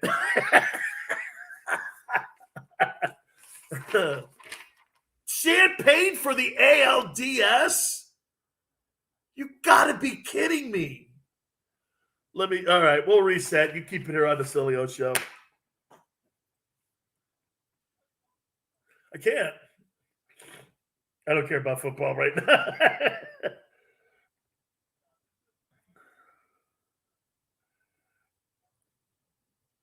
Oh, yeah.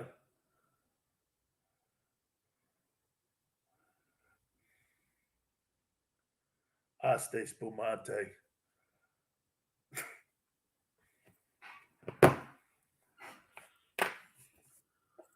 My wife found my championship belt that I had for 12 days.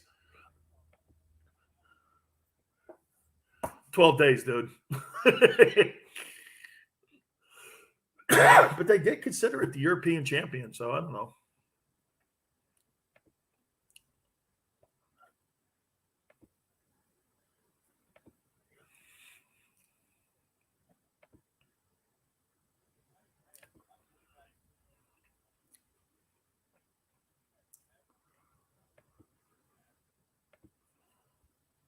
You know, usually the promotion. Yeah, but usually the promoters handle the belt. You get a copy. They give you like a copy, like the Heisman. Yeah, you know what? Like, well, you know what? Here, there's a Super Bowl trophy, and everyone gets one. They're replicas of the original Super Bowl. Like, there's one Super Bowl trophy, but then you get a replica of it, right? And you also, like, if you win the WWE Heavyweight Championship, you get Vince's belt. He gives it to you, but then you get a replica for your own to have the belt. Like, same thing with the Heavyweight Championship of the world when you're boxing.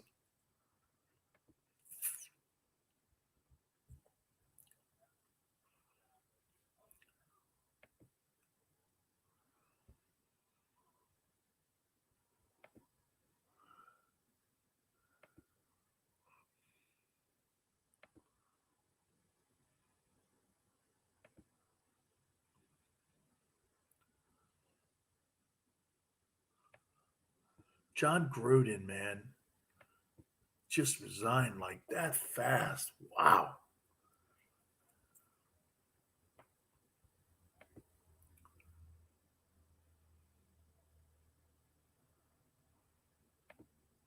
No, sure does. A lot of Yankee and Red Sox history there. I mean, even if you're a fan of the Yankees, no. But see, you know what they did? They knocked old Yankee down. They didn't do what they did at Arrow. They should have kept it, but just refurbished it. Yeah, like Fenway. I mean, Wrigley too.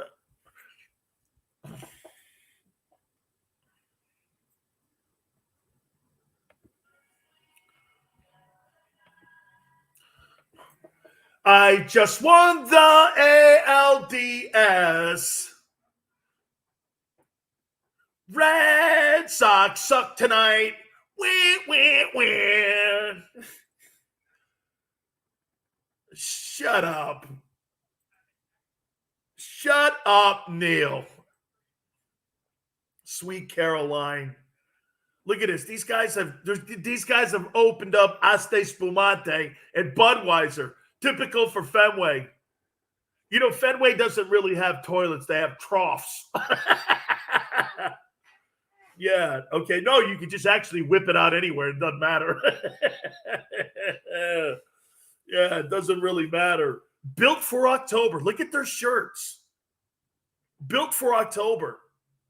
Wow. These guys are really proud of themselves for beating the Rays.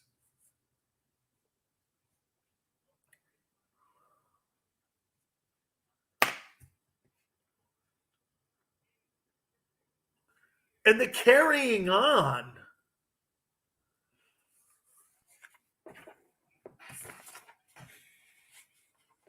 How you doing? It'd be 7 now. How you doing?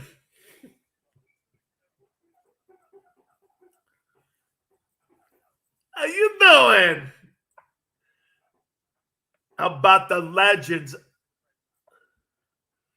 No. Let's think of this for a second. Watch this. Who's the greatest ball player in the history of the Red Sox? Ted Williams. Right. Watch this. So Ted Williams versus Babe Ruth. Check. Wait a minute. Williams, Ruth. Who's the second best player in the history of the Red Sox? Let me think. Cy Young. Cy Young. Okay. Cy Young. Mariano Rivera. Okay, who do you take? Check. Who's the third best player? Red Sox. Let me think. Hang on. I can't be. No, guy ran around the bases the wrong way. No doubt, man. Let me see. He's a Connecticut guy, too, by the way. Let me throw this at you here. Who's the third best Red Sox in history? Oh, Jimmy Fox. Garrick. Check. How you doing? Okay, wait a minute. I got another one for you. Dom DiMaggio versus Joe D. Hey, okay, Joe D. Who matches up there? Jim Rice or Fred Lynn or Carlton Fisk? How about Manny? How about Big Papi? To Joe D.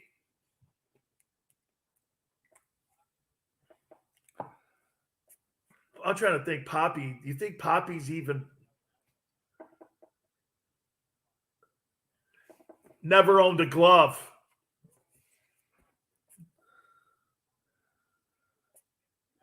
I'll tell you this. In my opinion, Big Papi couldn't hold the candle to Manny. Manny was a better RBI hitter with guys in scoring position. Look at his numbers, man. Manny Ramirez was a machine when it came to RBIs. Okay, as a matter of fact, I mean, if you really want, Joe DiMaggio, I'd probably put Manny on the other side of him, but it's totally Joe D. Yeah, Yogi versus Fisk. Okay, so manager, let me pick one. McCarthy, Stengel, Torrey, Huggins. What are we doing here? Right? Who do you have? John McNamara. What a fit. John McNamara, the guy who pulled out Clemens when he had a 2-0 lead.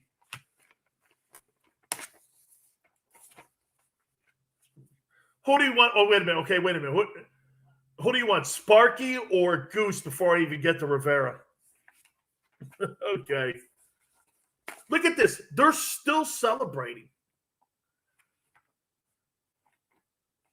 Look at this. Look at it. They're drinking beers, and they're all excited about moving on.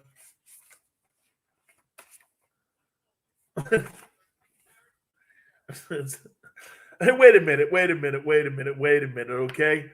How about if I just go like this? I'll take Tony Kubek over your guy before I even get to Jeter. I'll take Tony Kubek. Right. I'll take Willie Randolph. I'll take Roy White versus your guys. All right. We'll reset. You keep it right here on the Dan Sileo Show.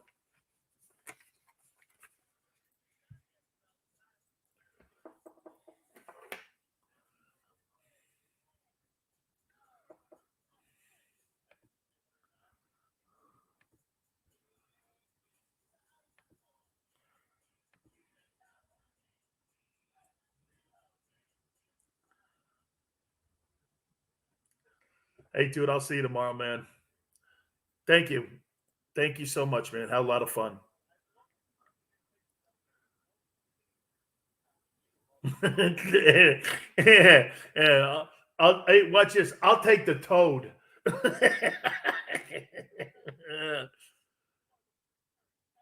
I hate these guys. Let me go, man. I'll talk to you tomorrow. Right. Talk to you tomorrow, brother.